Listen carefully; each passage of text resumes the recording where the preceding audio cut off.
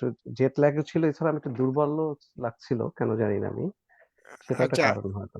শামীম ভাই, আপনার ফটো কি আমরা দেখতে পারি? আহ, আচ্ছা আমি দেখি, আমি একটু দেখি, আমি অনেকদিন যাই, পরে দেখতেছি আপনাকে। দেখা যাবে কিনা আমি জানি না। ও আচ্ছা, এই তো, হ্যাঁ। হুম, হুম, জি হুম, জি জি, আসসালামু আলাইকুম। আসসালামু আলাইকুম। হ্যাঁ হুম। হ্যাঁ, শামীম ভাই কি খবর? এই অনেকদিন ভালো আছেন, পরে। ভালো আছেন? হ্যাঁ হ্যাঁ, ভালো আছেন না দেখছেন আপনারা? দার্শনিক, হ্যাঁ দার্শনিক দায়িত্বে এটা কি অনেকটা না না, কাছাকাছি। বয়স বয়স বেড়ে গেছে তো।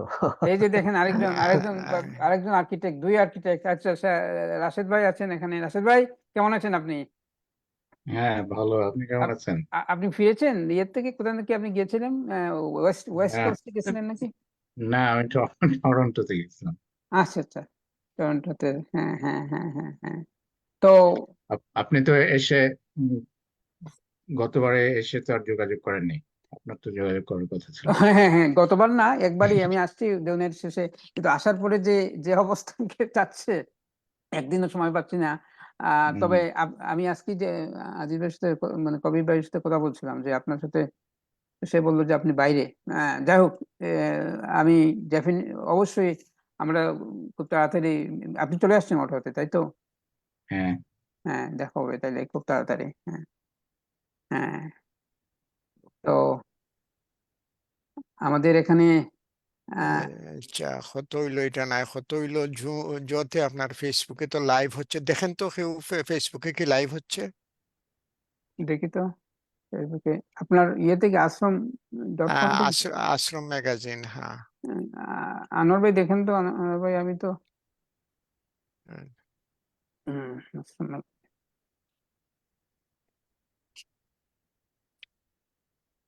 আশ্রম, হ্যাঁ হ্যাঁ হচ্ছে হচ্ছে, হ্যাঁ। হচ্ছে, তা আমি পাচ্ছি না কি জন্য। ওকে, ঠিক আছে, পাইছি। ওকে, শেয়ার দেই আগে, কারণ শেয়ার, সবাই যদি একটু শেয়ার দেন তাহলে ভালো হয় আর কি। হুম। একটু share দেন তাহলে ভালো হয় আর কি। আসসালামু আলাইকুম। আসসালামু আলাইকুম। জান্নাত মনি আপা। আসসালামু আলাইকুম জানাতে পারা, কেমন আছেন?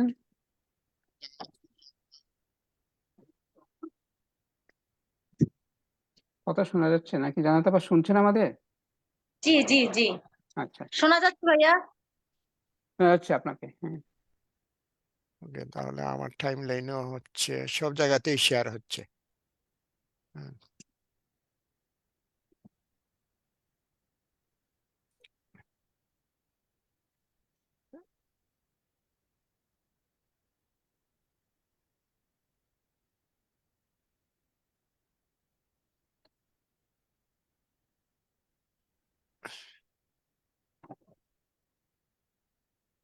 যে ফরিদ ভাই ঢুকছেন। আপনারা একটু আলাপ করেন, আমি আসতেছি। তো আহ জান্নাত আপা, আপনি কি ঢাকা থেকে? জি জি, আমি হ্যাঁ, ছিলাম রংপুর গাইবান্ধায়। আচ্ছা। আমি গত 3 দিন আগে আসছি ঢাকায়। ঢাকায়, আচ্ছা। এই বন্যার কি অবস্থা? পানি টানি এখন কি বন্যা, অবস্থা? আমাদের আমাদের এলাকা মূলত বন্যা তো এলাকা, কুড়িগ্রাম, গাইবান্ধা, মানে ওই সাইডটা একদম পুরা তিস্তা, আমাদের খুব কাছাকাছি তিস্তা ব্যারেজ, জি। একদম আমাদের শহর ডুবে গেছে। হুম আমাদের নদী হচ্ছে ব্রহ্মপুত্র নদী। হুম হুম তো হচ্ছে পুরো এলাকা আমাদের পানির তলে। হুম হুম আমাদের বাসায়ও পানি উঠতো, মানে আমি দেখে আসিনি বাসায় উঠছে কিনা। হুম। খুব খারাপ অবস্থা। হ্যাঁ, এটা এটা এখানে আমাদের আমাদের শামীম আনোয়ার, আমিনুর রহমান আছেন। উনি আমাদের, আপনার খুশি হবেন, আমি আজিজ ভাই কে সাহায্য করছি। আমরা আপাতত একটু পরিচিত হই আমরা এখন ওর সাথে। শামীম আমিনুর রহমান আমার খুব ঘনিষ্ঠ বন্ধু। উনি অটোতে এবং বাংলাদেশে দুই জায়গায় আছেন উনি। তো উনি ছিলেন চিফ আর্কিটেক্ট মানে অবসরপ্রাপ্ত চিফ আর্কিটেক্ট বাংলাদেশ গভর্নমেন্টের, এবং বর্তমানে উনি উনি আমার মতোই, আমরা আমরা অবসর জীবন বলতে কিছু বুঝি না। আর উনি সেটাই করছেন, ওনার অনেক শখের কাজ উনি করে যাচ্ছেন। ওনার সম্বন্ধে বলার অনেক কিছু আছে, তবে একটাই যে উনি খুব ভালো বন্ধু আমাদের, অটোয়া এবং কানাডার আমরা যারা আমরা সৌভাগ্যবান বলতে পারি। ওনার সাথে 2000 সালের থেকে পরিচয় আমার, ইনফ্যাক্ট আমরা একই সময় আসছি কানাডাতে। তারপরে আমার আমার আরেক বড় ভাই এবং বন্ধু আনোয়ার ভাই আছেন এখানে। আনোয়ার ভাইও আর্কিটেক্ট, তারা দুজনেই আর্কিটেক্ট এখানে। আনোয়ার ভাই আরো সিনিয়র আর্কিটেক্ট, যদিও উনি দেশে ওইভাবে ফিরে যান নাই, মানে আসার পরে ওইভাবে। শামীম ভাই যদিও দেশে ফিরে গেছিলেন। হ্যাঁ, তারপরে আমি দেখছি আমার আমার এক ছোট ভাই বন্ধু ইঞ্জিনিয়ার সাজ্জাদ হোসেন। সাজ্জাদ এখন নিউ ইয়র্কে আছে, তাই না সাজ্জাদ? একটু তো তোমার সম্বন্ধে একটু বলো সাজ্জাদ। আনমিউট করতে হবে সাজ্জাদ, আনমিউট করতে হবে। মেরিল্যান্ডে থাকি। মেরিল্যান্ডে, হ্যাঁ হ্যাঁ হ্যাঁ, মেরিল্যান্ডে, হ্যাঁ। সাজ্জাদ তো প্রকৌশলী, ঢাকাতে এসে অনেক অনেক দিন ধরেই কাজ করছিল। তুমি একটু বলো তোমার সম্বন্ধে আমাদের বন্ধু বান্ধবদের। আমি এই খারকোভ থেকে 86-এ গিয়েছিলাম, খারকোভে 93-তে পাশ করেছি ইলেকট্রিক ইঞ্জিনিয়ার। ওখানে পাশ করার পরে আমি 94-এর বাংলাদেশে ব্যাক করি, এবং 94 থেকে এই 2022 সাল পর্যন্ত আমি বাংলাদেশে ছিলাম, আর কোথাও যাই নাই। মাঝখানে একবার ইংল্যান্ডে গেছিলাম, 3 মাস থেকে আবার চলে আসছিলাম। আমার ভালো লাগে না এখানে। তো এখন আমি এই অ্যাকচুয়ালি আসছি এই 3 মাসের প্রজেক্টে এসে ভালো লাগলো। এখানে আমার বাংলাদেশের আবহাওয়াতে খুব কষ্ট হচ্ছিল, আমার শ্বাসকষ্ট হচ্ছিল। তো এখানে এসে আবহাওয়াটা বেশ স্যুট করলো। অ্যাকচুয়ালি আমি আসছি, আমার ওয়াইফের বাবা মা এখানে জীবিত আছে, তারা 3 বোন এখানে চলে আসছে আগেই। ওর বাবা মা আসছে 23 বছর আগে, তো আমি অনেক পরে আসছি।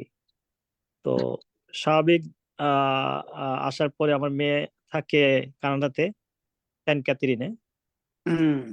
সেন্ট ক্যাথরিনে থাকে, ওখানে ওখানে থাকে, এবং মেয়েকে অনেক আগেই পাঠিয়ে দিই আমি কানাডাতে। তো মেয়ে যেহেতু, মেয়ের কাছাকাছি থাকার একটা ইচ্ছা, আরেকটা হলো আমার 2 মেয়ে, আরেকটা ছোট মেয়ে, সে এখানে ভর্তি হয়েছে। ওখানে অলরেডি অ্যাসোসিয়েট ডিগ্রি পাশ করে মেরিল্যান্ড ইউনিভার্সিটিতে ভর্তি হয়েছে, কারণ মেরিল্যান্ড ইউনিভার্সিটিতে কাজ করে। আসলে ফ্যামিলির জন্য আসা, যেটা সবাই আপনারা আসছেন, এইটা আসা। তো আমি বাংলাদেশে 28 বছর কাজ করেছি, এবং বিভিন্ন প্রতিষ্ঠানের সাথে জড়িত ছিলাম, engineering institute, Soviet alumni association. তো ঢাকা কলেজে আমি ছাত্র, ঢাকা কলেজে একটা সংগঠন আছে আমাদের 84 ব্যাচ, বিভিন্ন সংগঠনের সঙ্গে জড়িত ছিলাম। আমি খেলাঘরও করছি একসময় ছোট থেকে। অনেক কিছু আসলে সাজ্জাদ, আমি একটু আরেকটা একটু বলে দেই। আজিজ কবির চৌধুরী, উনি উনি এটার হোস্ট এবং উনি কথা বলবেন। সাজ্জাদের সাথে আমার আরেকটা পরিচয়, আপনারা অনেকেই জানেন যে আমি পড়াশোনা করেছি সোভিয়েত ইউনিয়নে, এবং সাজ্জাদ সোভিয়েত ইউনিয়ন মানে আজকের যে খার্কিভের নাম অনেকেই শুনেন, যেখানে যুদ্ধ হচ্ছে ইউক্রেনের, ওখানেই ও পড়াশোনা করেছে। এটা থেকে বুঝতে পারবেন যে আমরা যখন পড়াশোনা করেছি তখন এই ধরনের কোনো প্রশ্ন ছিল না, যে ইউক্রেন, রাশিয়া যে বিভিন্ন আলাদা কিছু, সেটা ছিল না আর কি। তো যাই হোক, আমরা আজকে ওই রাজনীতিতে যাব না। আমি সাজ্জাদের সাথে একটু জাস্ট পরিচয় করে দিলাম, আমার ঘনিষ্ঠ ছোট ভাই বন্ধু। এবং আরেকটা যেটা বলতে চাচ্ছি যে সাজ্জাদকে, যে আমাদের আজকের যে ফোরামটা, এখানে কিন্তু শুধু আমরা সোভিয়েত ফেরত ছাত্রছাত্রীরা না আর কি, অনেকেই দেখবেন এখানে, অনেকে হয়তো ঢুকতে পারবেন না বিভিন্ন কারণেই। তবে এটা মানে অনলাইন আছে এখন, লোকজন দেখতে পাচ্ছেন, পৃথিবীর যে যেখানে থাকুন না কেন দেখছেন, ধরুন আমাদেরকে অনেকেই দেখছেন, এবং এটা রেকর্ডেড হবে। কবির চৌধুরী, আপনি কি আরো থ্যাংক ইউ মঞ্জু ভাই, থ্যাংক ইউ ভেরি মাচ। আমি প্রথমেই এই প্যানেলে যারা আছেন, এই আমাদের এই জুম মিটিং রুমে যারা আমাদের সাথে যোগ দিচ্ছেন, সবাইকে ধন্যবাদ। আমি প্রথমেই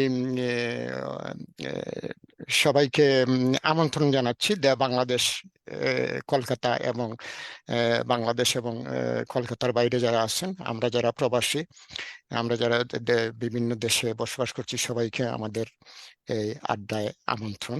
আমাদের এটা আমাদের পত্রিকা অটোয়া থেকে আমরা একটা পত্রিকা করি, একটা কাগজের পত্রিকা ছিল, এখন অনলাইনে। তার আগে আমি বলবো, সবাই যদি মাইকটা আপনাদের বন্ধ রাখেন তাহলে ভালো হয়, প্লিজ। Thank you.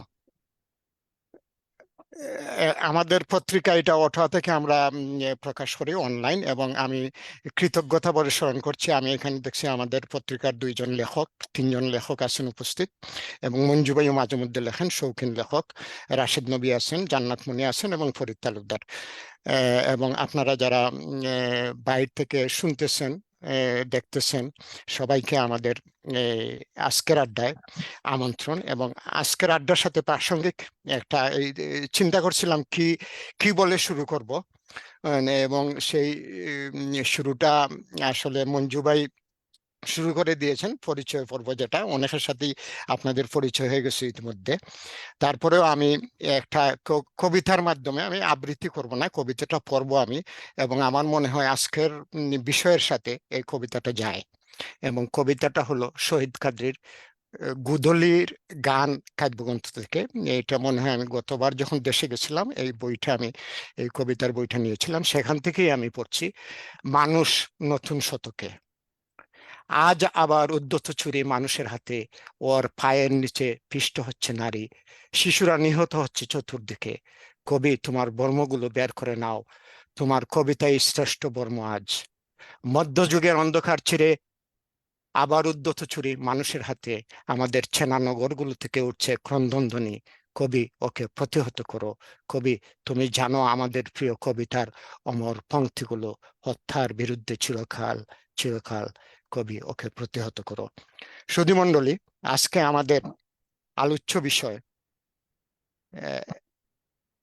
একবিংশ শতাব্দীর আমরা যারা প্রবাসী, এই শতাব্দীতে যারা প্রবাসী আমরা, যদিও আমরা গত শতাব্দীতে প্রবাসী হয়েছি, কিন্তু এই শতাব্দীতে এখন আমরা বিদ্যমান।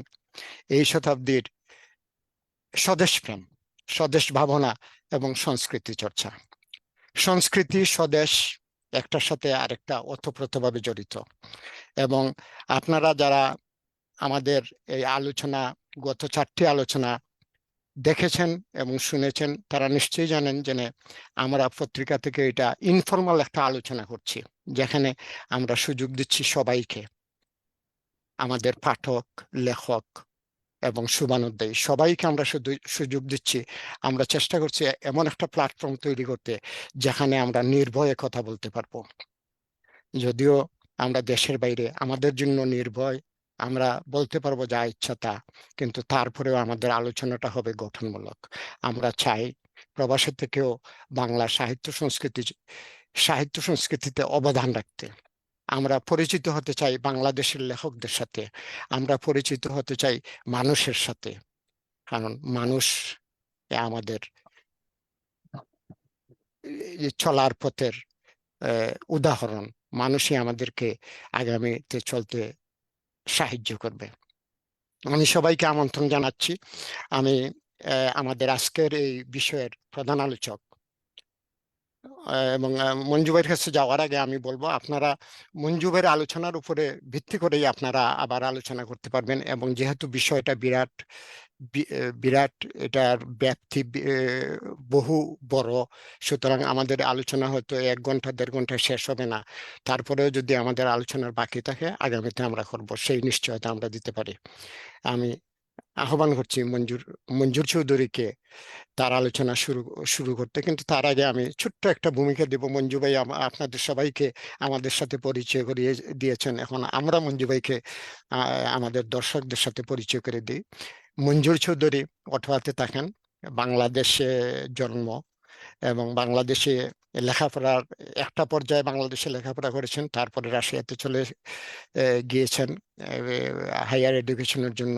এরপরে অটোয়াতে এসে উনি পিএইচডি করেছেন এবং ওনার পিএইচডির বিষয় ছিল ইলেকট্রিক্যাল ইঞ্জিনিয়ারিং।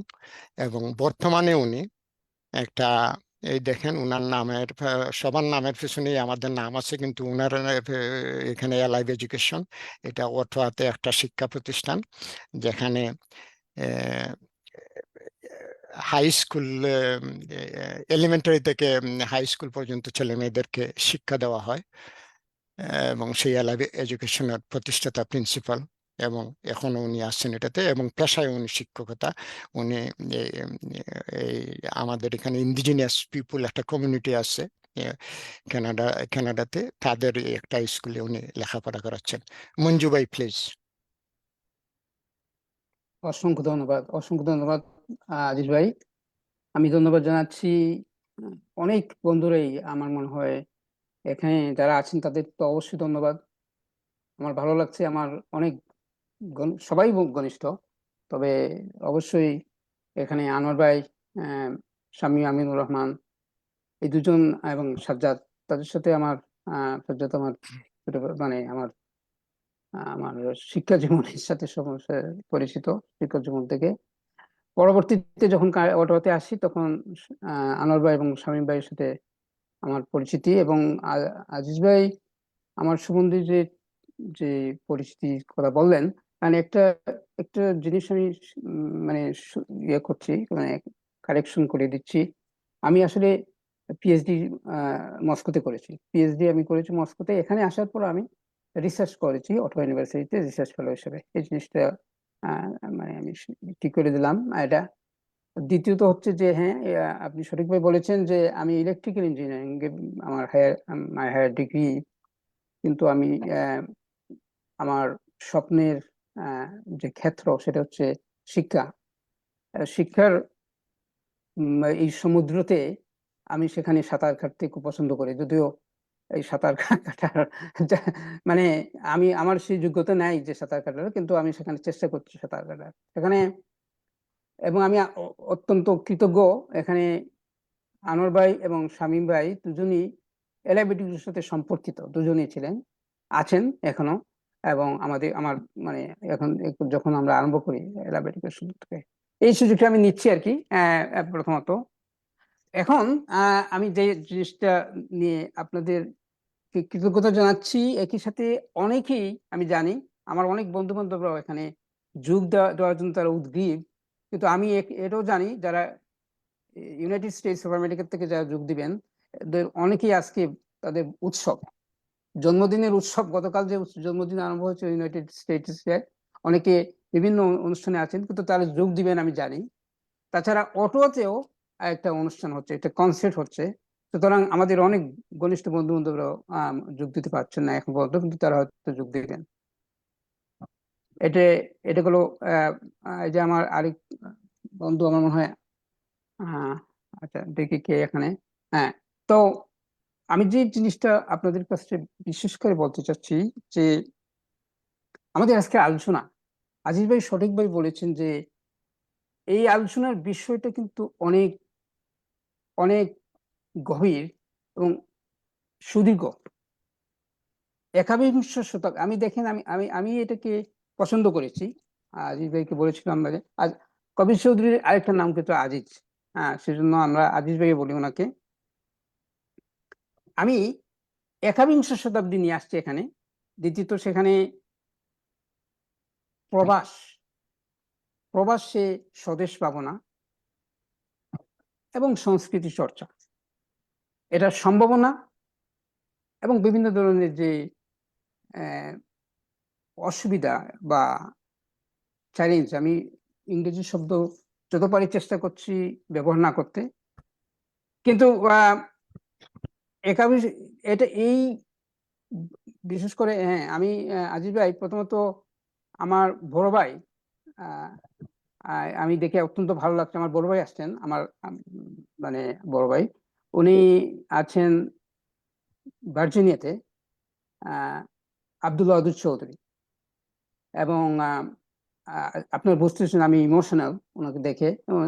উনি আছেন এখানে আব্দুল ওদুদ চৌধুরী, আব্দুল আইফোন, যেটা উনি আমার বড় ভাই। উনি 69-এর গণ আন্দোলনে, মানে 69-এর ছাত্র নেতা, এবং আমি অত্যন্ত গর্বিত। ওনার কাছ থেকে আমি আমার এই একেবারে মানে যখন এলিমেন্টারি স্কুলে পড়তাম তখন আমি অনুপ্রাণিত হয়েছি উনি এবং আমার চাচারা তাদের কাছ থেকে। তো এই জন্য আমি প্রথমে আপনাদের সাথে পরিচিত হয়েছিলাম এখানে। আমার ভাই এখানে আছেন, বড় ভাই। হ্যাঁ, তো 43 বছর আগে, 43 ইয়ার্স ব্যাক, আমি সোভিয়েত ইউনিয়নে পড়াশোনা করতে যাই, এবং ওই সময় আমি কি প্রবাসী নাকি দেশান্তরী নাকি অভিবাসী সেটা জানতাম না। আজকে কানাডাতেও আছি, 24 বছর চলছে, না 26 বছর, সরি 98 আসি। এবং আমরা কিন্তু বিংশ শতাব্দী এবং একাবিংশ শতাব্দী দুইটাই দেখার সুযোগ পেয়েছি। আমরা সেই ভাগ্যবানদের, এখানে আমরা যারা আছি সবাই কিন্তু সেই ভাগ্যবানের দল, যে আমরা বিংশ এবং একাবিংশ শতাব্দী দেখছি। কিছুদিন আগে, বেশ মানে কয়েক সপ্তাহ আগে, আমাদের বাংলাদেশের এক বিশেষজ্ঞ, শিক্ষিত, উচ্চ শিক্ষিত মানুষ, উনি সামাজিক মাধ্যমে একটা কথা বলেছিলেন যে আসলে যারা প্রবাসী তাদের দেশপ্রেম নিয়ে উনি সন্দিহান। আমি এটা আমি এবং আমরা যারা প্রবাসী আছি, আমার মনে হয় সবার কাছে এই প্রশ্নটা আসতেই পারে যে আসলে কি আমরা দেশপ্রেমী না? আসলে কি আমরা দেশকে ছেড়ে চলে এসেছি এবং খুব খুশিতে আমরা এখানে আছি, আমরা কিছু চিন্তা করি না? এই জিনিস নিয়ে আমি খুব চিন্তা করলাম, এবং আমার বন্ধু বান্ধব অনেকেই এটা নিয়ে ভাবছেন যে আসলে কি আমরা কিছু করতে পারি কি পারছি না।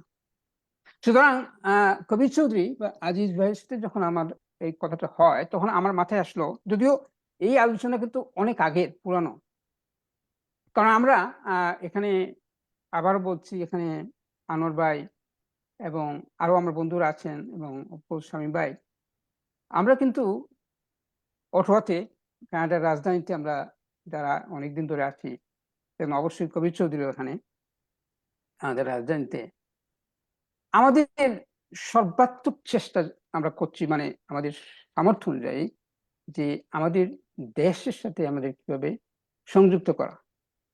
তো একই সাথে আমি যে জিনিসটা এখানে খুব জোর দিয়ে বলতে চাই, যে দেশপ্রেম, স্বদেশ ভাবনা, এটা তো আসলে নতুন কথা না। আমাদের প্রবাসী হওয়া, দেশান্তরী হওয়া, এটা কিন্তু সেই, আমি যাই না, আমি সেইতে যাই না, অন্তত 16 শতাব্দী বলেন, অষ্টাদশ শতাব্দী বলেন, এই শতাব্দীগুলোর কথা তোমরা চিন্তা করি, আমাদের ভারতবর্ষ থেকে ওয়েস্টার্ন মানে পৃথিবীতে, মানে পশ্চিমা জগতে আসার ব্যাপারটা কিন্তু নতুন না। অন্যদিকে তারাও আমাদের দেশে গিয়ে কি করেছে এবং তারাও কিভাবে অভিবাসী হয়েছে আমাদের দেশে গিয়ে, সেটাও আমরা ইতিহাস জানি। সেই ইতিহাসে যাওয়ার আমাদের সময় নেই। আমি অবশ্যই আজিজ ভাইকে বলবো, আমি কিন্তু কথা বলা আরম্ভ করলে কিন্তু অনেক দীর্ঘক্ষণ আমি কথা হয়তো বলবো, আপনি আমাকে বন্ধ করবেন, আমি আপনাকে বলে দিবেন, আমাকে একটু সতর্ক করে দিবেন।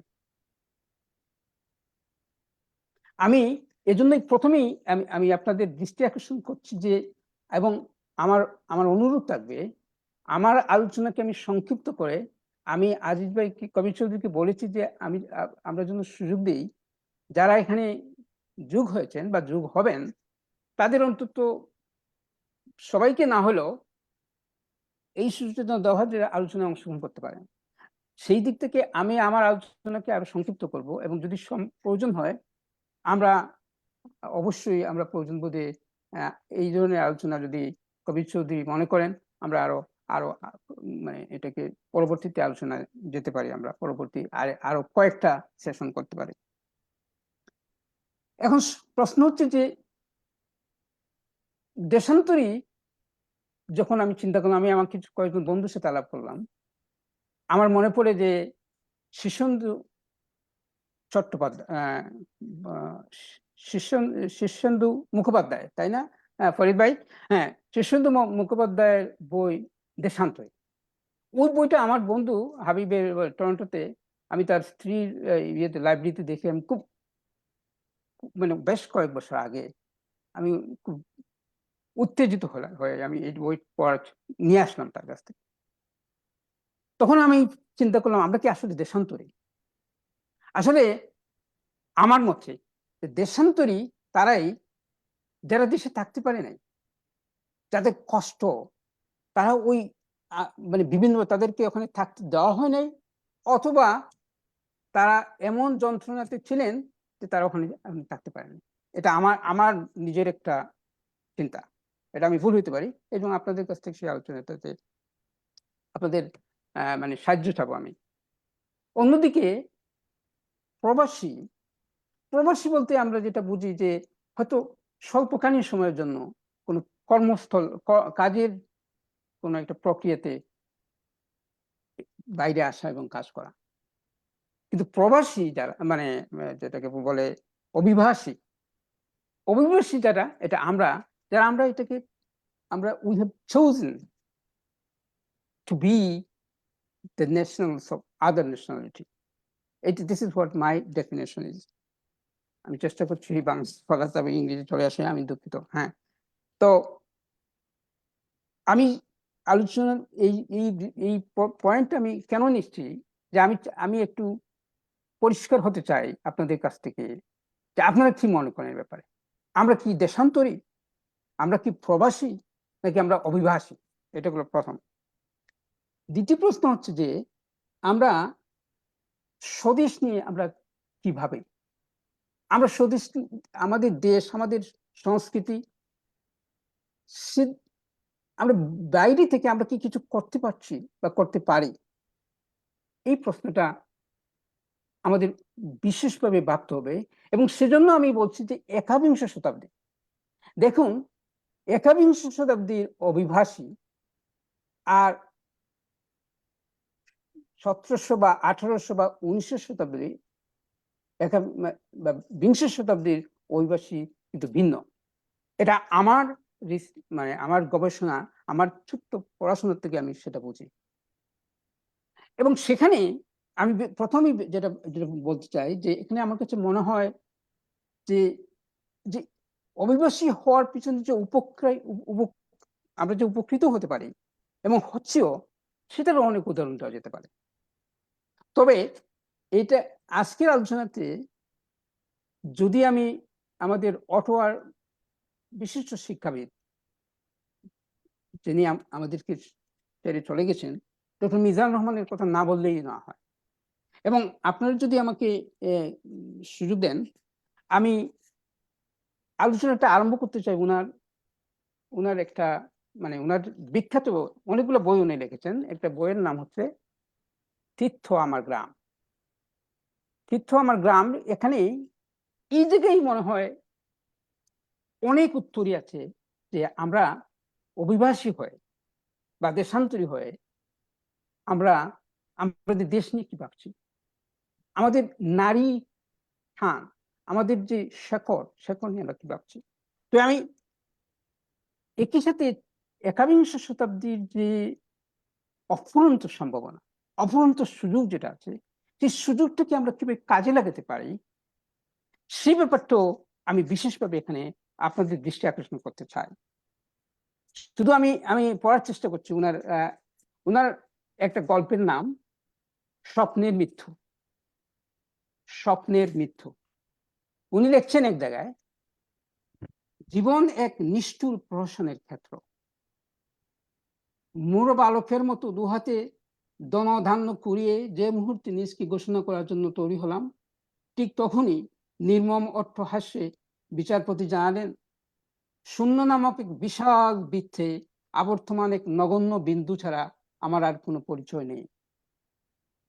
জানলাম যে জীবনের যথার্থ সাফল্য অর্জনে নয়, কি পেলাম তার চেয়ে বড় পরিচয় কি দিতে পারলাম। আমার কৌশলের দৈন্যের মধ্যে যে ঐশ্বর্য ছিল, প্রবৃত্তির প্রাচুর্য তাকে ক্ষয় করে করে পরিণত করেছে আর্থিক নিঃস্বতা। আহরণের নেশায় আমি দারিদ্র্যের আভিজাত্যকে নির্বাসিত হয়েছি। বৃত্তের পরিধিতে ঘুরে ঘুরে আমি কেন্দ্রকে হারিয়ে ফেলেছি। কি কি সুন্দর রিয়েলাইজেশন, কি সুন্দর যে ওনার অভিভূতি। আমি কেন সেটা বলছি যে উনি বলছেন কি পেলাম তার চেয়ে বড় পরিচয় কি দিতে পারলাম। আমি সেই প্রসঙ্গেই যাওয়ার আগে এই কথা আমার কাছে মনে হচ্ছে যে এই দিকেই আমাদের অভিবাসীদের কাছে ওনার যে উনি নিজে অভিবাসী হয়ে এই জিনিসটাই উনি বলতে চাচ্ছেন যে আমরা কি পেলাম। এবং এই যে দারিদ্র্যের মানে ঐশ্বর্য, উনি বলছেন যে কৈশোরের দ্বন্দ্বের মধ্যে যে ঐশ্বর্য ছিল, প্রবৃত্তির প্রাচুর্যতাকে ক্ষয় করে করে পরিণত করেছে আর্থিক নিঃস্বতা। তো আমি মনে করি যে যদি প্রফেসর মিজান রহমানের এই বক্তব্যের সাথে আমরা আর একটু গভীরভাবে চিন্তা করি, তাহলে আমরা বলবো যে স্বদেশ নিয়ে আমাদের ভাবনা, এবং শেষ পর্যন্ত আমরা আমাদের যাদের জন্ম ওখানে, এবং সেখানে কন্ট্রাডিকশন আসছে আমাদের পরবর্তী প্রজন্ম, আমাদের ছেলে মেয়েদের ব্যাপারে যারা যাদের জন্ম এখানে, এবং সেখানে যে এই আলোচনাটা আমরা যাচ্ছি আইডেন্টিটি ক্রাইসিস, আইডেন্টিটির যে প্রশ্ন, কালচারাল আইডেন্টিটি থেকে আরম্ভ করে সেই প্রশ্নটা আমরা আসছি। আমি পরবর্তী যে আলোচনা সেটা হচ্ছে যে আমি বলছি যে কবির চৌধুরী, যেটা আমি একটু প্রশংসা করছি, এখানে প্রশংসা করছি এজন্য যে ওনার যে এই যে একটা আমি বলবো অর্থপূর্ণ যে একটা ভাবনা, যে কিভাবে আমরা প্রবাসী থেকেও আমরা পৃথিবীর যে কোনো জায়গায় আজকের টেকনোলজিকে কাজে লাগিয়ে আমরা কিভাবে আমাদের নিজেদের চিন্তা চেতনা, আমাদের ভাবনাকে আমরা কিভাবে একে অন্যের সাথে ভাগাভাগি করতে পারি। এবং তিনি অত্যন্ত সঠিকভাবে আমি মনে করি যে এই প্রযুক্তিকে কাজে লাগিয়ে আমাদেরকে এই সুযোগ করে দিয়েছেন। তবে একই সাথে আমি বলতে চাই যে পত্রিকা বা ম্যাগাজিন, এইটার যে অন্তর্নিহিত যে তাৎপর্য, এটা কিন্তু পৃথিবীর যে কোনো ইতিহাস, যে কোনো মানে প্রগতিশীল পরিবর্তনের জন্য এটা যে কত বড় ভূমিকা রাখে, আমি ডেফিনেটলি আমি বলতে চাচ্ছি যে বিপ্লব, আমার বড় ভাই আবার বলছি এখানে আব্দুল চৌধুরী আছেন, ছোটবেলা আমরা যখন দেখতাম ওনারা প্রগতিশীল আন্দোলন যেটা করতেন এবং আমাদের স্বাধীনতা সংগ্রামের কথাই বলেন, সেই জায়গায় আমি যে প্রশ্নটা নিয়ে আসছি সেটা হচ্ছে যে সোভিয়েত বিপ্লবের কথাই যদি বলেন, মানে আসেন অক্টোবর বিপ্লবের কথা বলেন, যে অক্টোবর লেনিন 1800, লেনিন হচ্ছেন এটা 1900 সালে যে প্রথম ওনার যে পত্রিকাটা উনি বাইর, এটা ম্যাগাজিন পত্রিকা বাইর করলেন জার্মানিতে, মিউনখেনে। পত্রিকার নামটা ছিল ইস্ক্রা। আমাদের সাজ্জাদ খুব ভালো, মানে সোভিয়েত ফেরত, এখানে আমাদের মমতা দিয়ে আছেন, উনিও জানেন, আমরা যারা সোভিয়েত ইউনিয়নে পড়াশোনা করেছি, ইস্ক্রা আমরা সবাই খুব ভালোভাবে এটাকে আমরা আয়ত্ত করেছি, আমরা এটার সম্বন্ধে জেনেছি। যে চিন্তা করুন যে উনি কিন্তু এক্সাইলে, উনি তখন জার্মানিতে, এবং এই পত্রিকা পাবলিশ হয়েছে জার্মানিতে, পরবর্তীতে তা ইংল্যান্ড এবং সুইজারল্যান্ডে সেটা ব্যাপকভাবে এটাকে মানে মানুষের কাছে নিয়ে যাওয়া হয়েছে। সেজন্য আমি একই সাথে আমাদের ইতিহাসে যদি আমরা যাই, আমাদের আমাদের ঠাকুর পরিবারে যদি যাই, ঈশ্বরচন্দ্র বিদ্যাসাগর কথা যদি আমরা বলি, সেখানে যে প্রথম ঠাকুর যেখানে প্রথম লেখলেন রবীন্দ্রনাথ ঠাকুর, ওনার ভাই মানে ওনার পরিবার থেকে যেটা, এবং ঈশ্বরচন্দ্র বিদ্যাসাগর সেখানে নিঃসন্দেহে উনিও ছিলেন। সেই পত্রিকার নাম ছিল, আমি পত্রিকার নামটা একটু বলছি, এটার নাম হচ্ছে তথ্য বুধিনী, অর্থাৎ ইংলিশে যেটা বলে ট্রুথ সার্চিং। ওই পত্রিকার থেকেই ওনার কাজ আরম্ভ হয়। আমি সেই জন্য বলছি যে কবির চৌধুরীর এই উদ্যোগ, এটা শুধু প্রসারে, আমি মনে করি এটা আমাদের, এবং উদ্দেশ্যটাই উনি ভালো বলতে পারবেন, উনি বলেন এবং ওনার পত্রিকাতে সেটা আছে। কিন্তু সেই সুযোগটা আজকের আলোচনার প্রধান উদ্দেশ্যটি হচ্ছে যে আমার মাধ্যমে আমি যে চিন্তাগুলো করছি আপনাদের সাথে ভাগাভাগি করা, এবং আপনাদের সাথে বিতর্ক করা, চিন্তা করা, কথা বলা, এবং সেখান থেকে আমরা উপকৃত হব। এটা হচ্ছে, এবং পরবর্তীতে যেন আমরা এটাকে চালিয়ে যেতে পারি, এ হচ্ছে আমার প্রথম বক্তব্য। মঞ্জু ভাই, কি বলেন? কি হয় আপনার যে আপনার আমি প্রথমে শুধু দর্শক মন্ডলী, আপনারা জানেন যে না, আমাদের সময় খুবই কম। এটা আমরা আসলে আমি চিন্তাই করতে পারি নাই। আসলে আমি কি বলবো এটাকে, very much excited or astonished বলতে পারেন আপনি, আবেগ আপ্লুত যে আমরা গত 4টা প্রোগ্রাম করেছি, এত এতজন গুণী জ্ঞানী মানুষ আমরা একসাথে করতে পারি নাই। এবং আমরা মনে করি এই জায়গাতে আমাদের সার্থকতা, যে আমরা যে উদ্দেশ্য নিয়ে আলোচনাটার ব্যবস্থা করেছিলাম, আংশিক হলেও আমাদের সেই উদ্দেশ্য আলোর মুখ দেখছে। যে আমরা চাচ্ছি দেশে বিদেশে জ্ঞানী গুণী যেসব মানুষজন আছেন, যারা অন্য কোথাও কথা বলার সুযোগ পান না অথবা বলতে চান না, তাদেরকে আমরা এই প্ল্যাটফর্মে নিয়ে আসবো, তাদের কথা আমরা শুনবো, এবং তাদের কথার মাধ্যমে আমাদের সমাজ উপকৃত হবে। আপনার যেহেতু বিষয়টা নির্ধারণ করেছিলেন আপনি, এবং বিষয়টার সাথে আমারও কিছু ইচ্ছা ছিল, অনিচ্ছা ছিল, যাই বলেন, আমি একটু ক্লিয়ারলি জানতে চাই আপনার কাছ থেকে যে এই যে আমরা একটা দুধুল্যমানতায় ভুগতেছি, যে আপনি কইছেন আমরা দেশান্তরী অভিবাসী, না আরেকটা শব্দ প্রবাসী। প্রবাসী। এখন মনে করেন যে কিছু কিছু বিষয় আসলে আমাদেরকে এগুলা আলোচনার মাধ্যমে এগুলা নির্ধারণ করতে হবে। যেমন আমরা এখনো মনে করি অনেকে যে না, আসলে আমি কি বলবো, আমি বাংলাদেশি না বাঙালি, বুঝছেন, বা আইডেন্টিটি ক্রাইসিস। অথবা আমরা যারা এখানে আসছি, এটা ফরিদ ভাইয়ের সাথে আমি বা রাশেদ ভাইয়ের সাথে আমি প্রায় সময় আলোচনা করি যে ফরিদ ভাই কাজে গেলে মানুষজনের দিকে হাউ আর ইউ ব্রাদার, প্রথম বলেই হাউ আর ইউ ব্রাদার, অথবা তুমি আর ইউ মুসলিম, এই জন্য মনে করেন যে অথচ সে কখনো আমাকে বলতেছে না তুমি কি ইন্ডিয়ান অথবা পাকিস্তানি অথবা বাংলাদেশি। তো এটারে আমি মনে করি এগুলো সবগুলাই আমাদের আইডেন্টিটি ক্রাইসিস। কারণ আমরা বিশেষ করে বাঙালিরা এখন পর্যন্ত আমরা এই জায়গাটাতে, কারণ আমাদের অনেক কিছুই আমরা এখন পর্যন্ত আমরা আমাদের যে আইডিওলজিক্যাল, যে ফিলোসফিক্যাল, যে আমাদের যে কি আছে আপনার অভিষ্ট একটা পরিচয় আছে, লক্ষ্য আছে, সেটা এখনো আমরা দ্বিধান্বিত, যে এখনো অনেক কিছু আমরা স্বীকার করি না বা বলতে চাই না।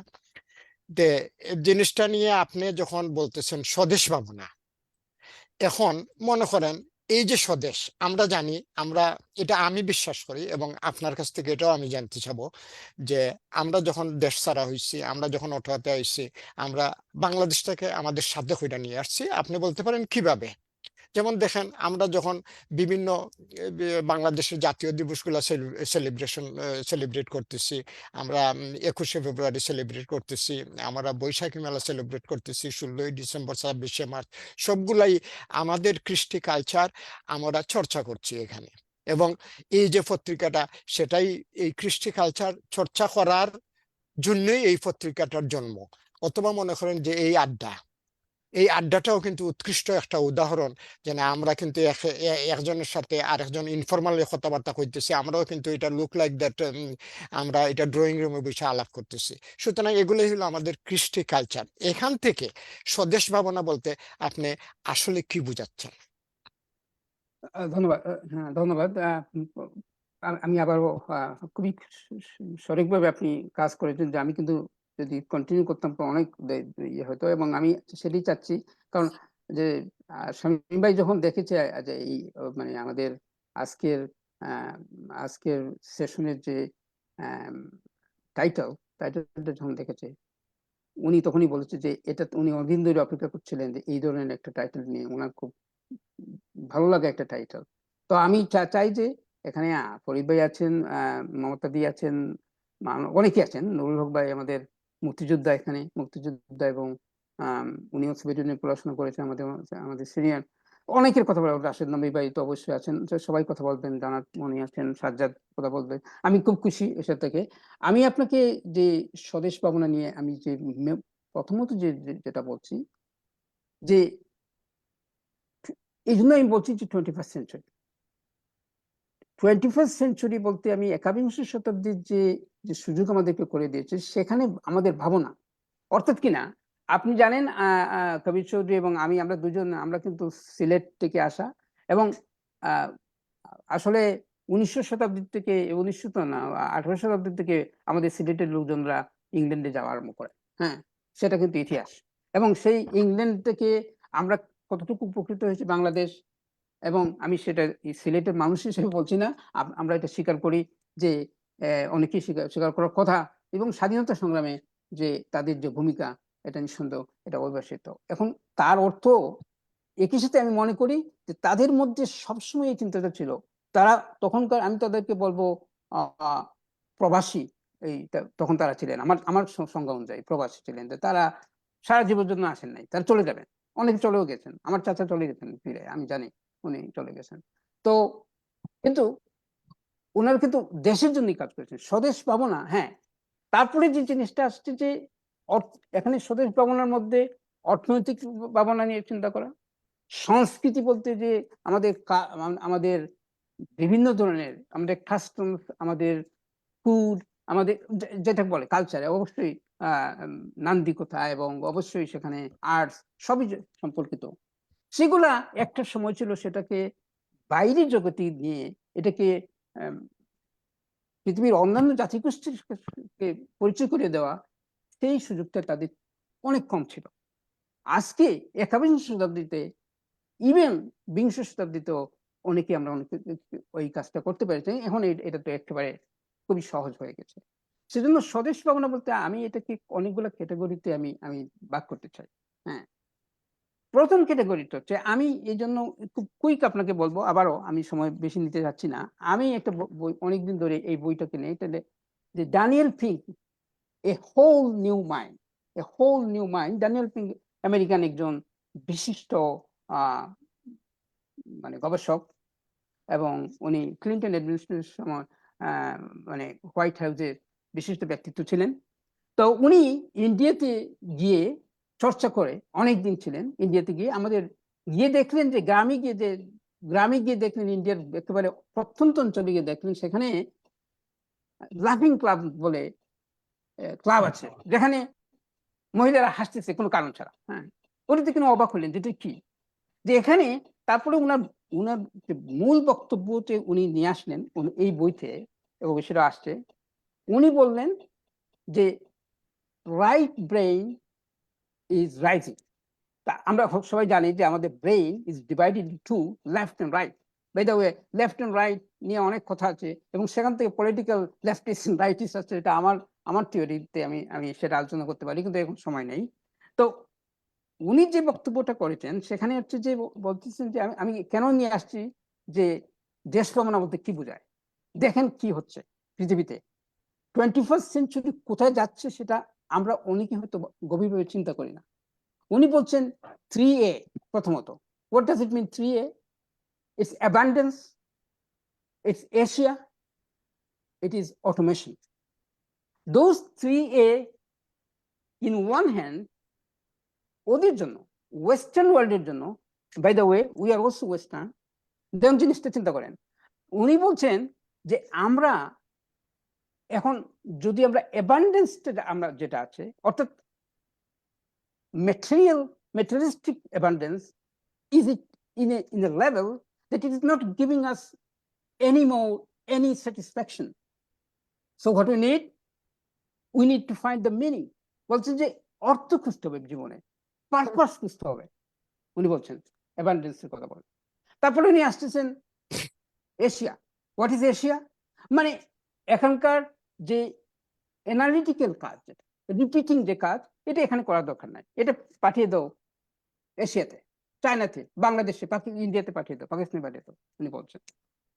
মানে যেটা হচ্ছে পাঠিয়ে দেবেন, এটা হচ্ছে। আর তৃতীয়ত হচ্ছে অটোমেশন। আমরা জানি আজকে এআই এর কথা, এআই এর আগেও অটোমেশনটা আরম্ভ হয়েছিল, আমরা জানি যে সেটা সেই কাজটা থেকে মানুষজন এখানে কাজ করার দরকার নেই। এটা তার মানে উনি বলছেন যে এখানে ওয়েস্টার্ন ওয়ার্ল্ডে এমন কাজ করতে হবে যে কাজ এই এশিয়ানরা বা সাউথ বা হোয়াটএভার মানে আন্ডার ডেভেলপড কান্ট্রিজ এরা করতে পারবে না। তাদেরকে এই কাজ মানে তাদেরটাকে আমরা কম্পিটিশন করব। এখন লক্ষ্য করে দেখেন স্বদেশ ভাবনা, আমার পরিবার, আমার যাতে আমার যে মানে এক্সটেন্ডেড পরিবার আছে দেশে, বা আমার আত্মীয় স্বজন, আপনাদের আত্মীয় স্বজন যারা আছে, তারা কিন্তু আমাদের কম্পিটিটর। আমার মেয়েরা এখানে যে কাজটা করছে, তারা যদি কম্পিউটার সায়েন্সে পড়াশোনা করে, একই জিনিস করছে আমার ভাইয়ের, আমার বাতিজি, বাগনা তারাও করছে, কিন্তু ওদের মধ্যে কম্পিটিশনটা কি হবে? ওরা তো যে কাজটা করবে এখানকার 1/10 or 1/50 or 100 থেকে একটা পার্ট তারা পাবে, আর বাকি অংশ কিন্তু এখানে দেখা গেল যে এই কাজ ওরা করাচ্ছে না আমাদের ছেলে মেয়েদেরকে দিয়ে। তাইলে সে বলছে যে আমাদের এমন কাজ করতে হবে, এটাকে সে বলছে যে 6 সেন্সেস। এটা কি করতে হবে? প্রথম জিনিস হচ্ছে ডিজাইনটা হচ্ছে এই শামীম আমিনুর রহমান এবং আর্কিটেক্ট আনোয়ার খান তারা ভালো বুঝবেন যে শুধুমাত্র একটা কাজ করলেই শেষ না, ওই কাজের মধ্যে ইমোশনাল ইন্টেলিজেন্স থাকতে হবে, ওই কাজের মধ্যে ইমোশনাল সৌন্দর্য থাকতে হবে। হ্যাঁ, এটা হচ্ছে ডিজাইন। শুধুমাত্র কাজ করেই শেষ করলে হবে না। আরেকটা বলছেন উনি, বলছেন স্টোরি দেখতে হবে। শুধুমাত্র একটা ফ্যাক্টস বললেই হবে না, এই ফ্যাক্টসটাকে এমনভাবেই বলতে হবে যাতে মানুষজন শুনতে পছন্দ করে, সেটা মানুষজন মধ্যে আনন্দ পায়। এখানে আবেগ থাকতে হবে। সিম্ফনি কথা বলা হচ্ছে, সিম্ফনি করতে হবে। What is symphony? যে seeing the things big picture দেখতে হবে, নট জাস্ট যে আমরা এই শামীম ভাই বলেন, আমাদের যারা ইঞ্জিনিয়ার এককালে বা ডাক্তাররা, এখানে আমার বন্ধু ডাক্তার মানুষও আছেন, দেখছি মানুষও আছে। হ্যাঁ, আমরা যারা তথাকথিত দেশে ভালো ছাত্র ছিলাম, আমাদের কাজ ছিল পরীক্ষাতে ভালো করা। এখন পরীক্ষাতে ভালো করলে is not enough, because just একটা পরীক্ষা দিয়ে পাশ করে ফেললাম, শেষ হয়ে গেল, আমি ইঞ্জিনিয়ার, আমি কম্পিটিটিভ এক্সাম শেষ হয়ে গেল, আমি ভালো রেজাল্ট করলাম, তারপরে আমি ভালো চাকরি পেয়ে গেলাম, সেটা ইজ নট এনাফ। কেন বলতেছি, বিগ পিকচার দেখতে হবে, উই হ্যাভ টু সিনথেসিস করতে হবে, not analytical only. Analytical is not enough, but synthesis is the even more important than analysis. সেটা। এরপরে আসছে এমপ্যাথি। এই যে আজকে পৃথিবীতে যা ঘটছে, আমি সেটা এখন পলিটিক্স যাচ্ছি না, আজকে ঠিক শিশুদের হত্যা করা হচ্ছে, সেই জিনিসটা আমরা কি এমপ্যাথাইজ হচ্ছে কিনা, হয় আমরা কিছু করতে পারছি কিনা, সেই এবং যে কোনো কাজ করতে গেলে সেখানে প্লে, এখানে জয়েস এবং কাজ থেকে আনন্দ পেতে হবে, এবং সবকিছু পরে মিনিং খুঁজতে হবে। তো আপনার প্রশ্নটা আমি জানি আমি অনেক লম্বা করছি, আপনার প্রশ্ন উত্তর দিতে গিয়ে কবি চৌধুরী আবার বলছি যে আমি স্বদেশ ভাবনা বলতে আমি বুঝাচ্ছি যে আমি যেখানে আছি এখানে আমাকে ভালো করতে হবে, এবং একই সাথে ইট ইজ পসিবল, এখনকার টেকনোলজির কারণে এটা সম্ভব যে তাদের জন্য ভালো করা, তাদেরকে দিয়েও আমি কাজ করাতে পারি। এবং সেটা উদাহরণ আমার আছে। আমি আজকে এলাইভ এডুকেশন দিয়ে অটোয়াতে যে সার্ভিস আমি দিচ্ছি তথাকথিত এলিট ছেলে মেয়েদেরকে, আমি সেটা আমার গ্রামের প্রত্যন্ত অঞ্চলে, যেখানে আমি পড়াশোনা করেছি, যেখানে সুনামগঞ্জের প্রত্যন্ত জায়গাতে, আমি সেখানে আমার সার্ভিস, এটা টেকনোলজির কারণে সেই কোয়ালিটি আমি দিতে পারছি এবং প্র্যাকটিক্যালি ফ্রি দিতে পারছি। এইটা হচ্ছে আমার স্বদেশ ভাবনা, আমি ওইটা বলছি। এবং অবশ্যই স্বদেশ ভাবনা বলতে এটাও আমি বুঝাই যেটি আমার দেশের যে কালচার, যেটা নিয়ে আমরা গর্ব করতে পারি, সেটা কি আমি আমার এই অ্যাডাপ্টেড নেশন যেখানে আমি আছি, আমার যে দেশে আমার এখন মানে আমি যে দেশের নাগরিক, সেখানে যে শত শত মানে বাইরের কমিউনিটিটা যারা আছে তাদের কাছে আমাদের কালচারকে পৌঁছে দিচ্ছি, সেটাই আমি বলছি যথেষ্ট হবে না। কবি চৌধুরী, আমি আর লম্বা করতে চাচ্ছি না, আপনি অন্য প্রশ্ন করেন। না, আপনি আনমিউট করেন। আমরাও চলে যাব দর্শকদের কাছে, কিন্তু তার আগে আপনার কাছে এই যে আপনি কইলেন আপনি এইখানে থেকে আপনি আপনার প্রত্যন্ত অঞ্চলে আপনি কাজ করতেছেন লাইভে, এ ধরনের কোনো কিছু আছে যেটা আপনারা দর্শকদেরকে দেখাতে পারেন আপনি, অথবা হ্যাঁ, অটো হ্যাঁ, অটোতে এমন হ্যাঁ। কিছু আছে আমি আমি দেখাতে আমি পারেন? এখানে এখানে প্রথমে বলি, এখানে আমাদের মমতা দি আছেন। মমতা দিদা আমার বড় বোন। উনি সোভিয়েত ইউনিয়নে পড়াশোনা করেছেন। তারপরে অটোয়াতে আসছেন আমার অনেক আগে। এবং আমরা এখানে আসার পর থেকেই কিন্তু এখানে নুরুল হক ভাই আছেন। নুরুল হক ভাই, আপনার কি আ ভিডিওটা অন করা যাবে নুরুল হক ভাই? নুরুল হক ভাই একজন মুক্তিযোদ্ধাও। আমার বন্ধুদের যারা এখানে বাইরে আছেন এবং অনেকেই শুনছেন হয়তো বাইরে থেকে, এবং আমি জানি লোকজন জয়েন করবেন। কিন্তু সময় বেশি নাই। তো নুরুল হক ভাই মনে হয় আ ভিডিওটা অন করতে পারছেন না। আমি যে কথাটা বলবো কুইক আমি দেখাতে চাচ্ছি যে আমরা এখানে মনে করেন আমাদের যে ইতিহাস, বাংলাদেশের ইতিহাস। প্রথমত আম আ মমতাদিকেও আপনি সুযোগ দিবেন, তখন উনি কথা বলবেন। আমি কুইক দেখাতে চাচ্ছি আমরা কি করতে পেরেছি। হ্যাঁ, হ্যাঁ। আমি একটু আপনাদেরকে দেখাই যে মনে করেন আমরা ইন্টারন্যাশনাল মাদার ল্যাঙ্গুয়েজ ডে যেটা বাংলাদেশে আমরা জানি, এটা আমরা স্বীকৃত হয়েছি ইউনেস্কো দিয়ে। সেখান থেকে আমরা যেটা কিছু কাজ আরম্ভ করেছিলাম, সেই কাজটা হচ্ছে যে কিভাবে কানাডিয়ান পার্লামেন্ট থেকে, হাউস অফ কমন্স থেকে আমরা এই রিকগনিশনটা আমরা নিতে পারি যে কানাডাতে যেন international mother language 21st February is the international mother language day, এটা পালন করা হয়। আমি সেটা জাস্ট ২ মিনিট আপনাদের দেখাবো। ঠিক আছে আজিজ ভাই? অসুবিধা নাই, দেখেন আপনি শেয়ার করতে পারেন। আচ্ছা। এটা হচ্ছে the senate of Canada. Senate of কানাডাতে আমরা কি করেছি এবং ফাইনালি আমরা সাকসেসফুলি এটা করতে পেরেছি, সেই জিনিসটা As আপনাদের you have seen, we are meeting by video conference, and it is the Standing Committee on Social Affairs, Science, and Technology. So before we start, as usual, I have the duty to give you some housekeeping information to ensure that this for all people. Clause 1 carried. You, Senator Petitclerc, for all your efforts in getting this bill heard today. Thank you. Mother Language Bill was established at the UN in 1999. C'est une façon de célébrer. it is a way of celebrating, honoring, and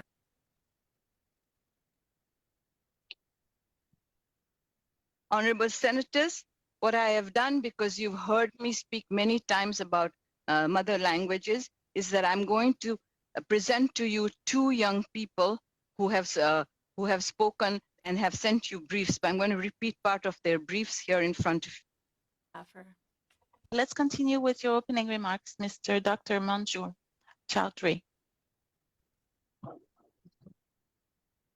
Good afternoon, bon après-midi, Shubho Bikhel, Dobre Bicher. On behalf of Proactive Education for All Children Enrichment and Bangla Caravan, it is my tremendous honor to share some of my convincing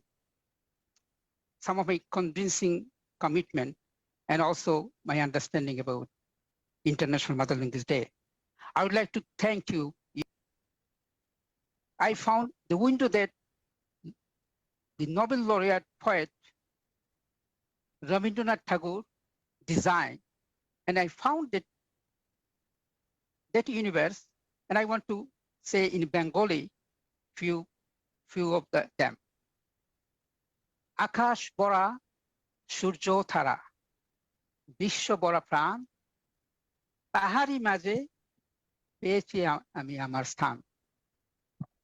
I'm not a, this is my one of the experience, and another proof of the unique beauty of Canadian bilingualism. People every year joining us. It is not only for visible minority, only for people from other culture. It is also for a festival for all Canadian, regardless of their color. I know one of my Ground. Good afternoon, honorable senators in the Senate Standing Committee on Social Affairs, Science and Technology. Sorry. এটা বলতে হয় নাই? ঠিক আছে, stop sharing. হ্যাঁ, sharing বন্ধ করছেন আপনি। আর কিছু দেখাবেন?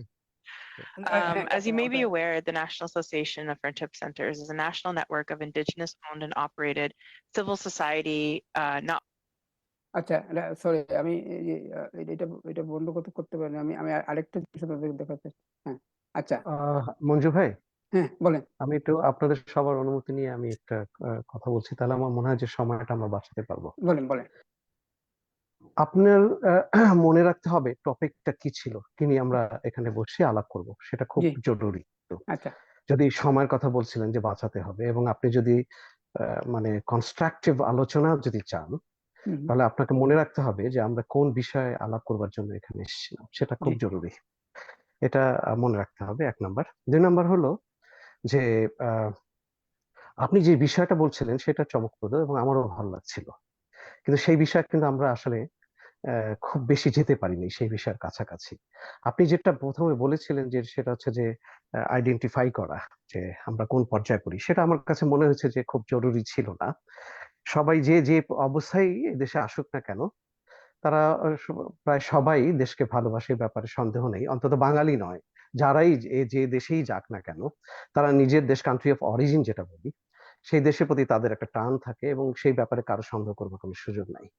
আমি আসলে আমি ভাবছিলাম যে আপনি একটা সমস্যার কথা বলবেন, বিশেষ করে আপনি তো পিএইচডি করেছেন, সুতরাং আপনি জানেন যে একটা বিষয় নিয়ে আলাপ করি সেটাকে আমরা বলি প্রবলেম আইডেন্টিফিকেশন।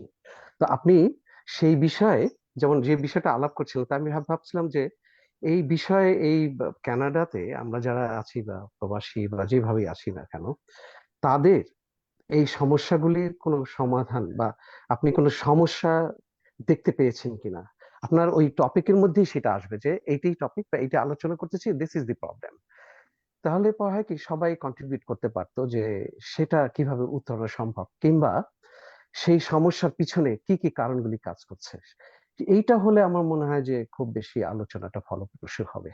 তো আপনি যে টপিকটা, সেটা কিন্তু খুব গুরুত্বপূর্ণ টপিক, এবং আমার মনে হয় যে মিস্টার কবি চৌধুরী, যিনি একটা পত্রিকা বের করছেন, এই ধরনের পত্রিকা তো প্রবাসে বেরোচ্ছে এবং বিদেশে বেরোচ্ছে, অবশ্যই সেই পত্রিকার একটা গুরুত্বপূর্ণ ভূমিকা রয়েছে আমাদেরকে এক সূত্রে বাঁধা এবং নানা প্রতিকূলতা তুলে ধরা, এবং সেটার সমাধান কি, অন্যরা কে কি বলছে সেগুলো তুলে ধরা, যার ফলে আমরা অনেকটা আপ টু ডেট থাকি বিভিন্ন সমস্যা নিয়ে।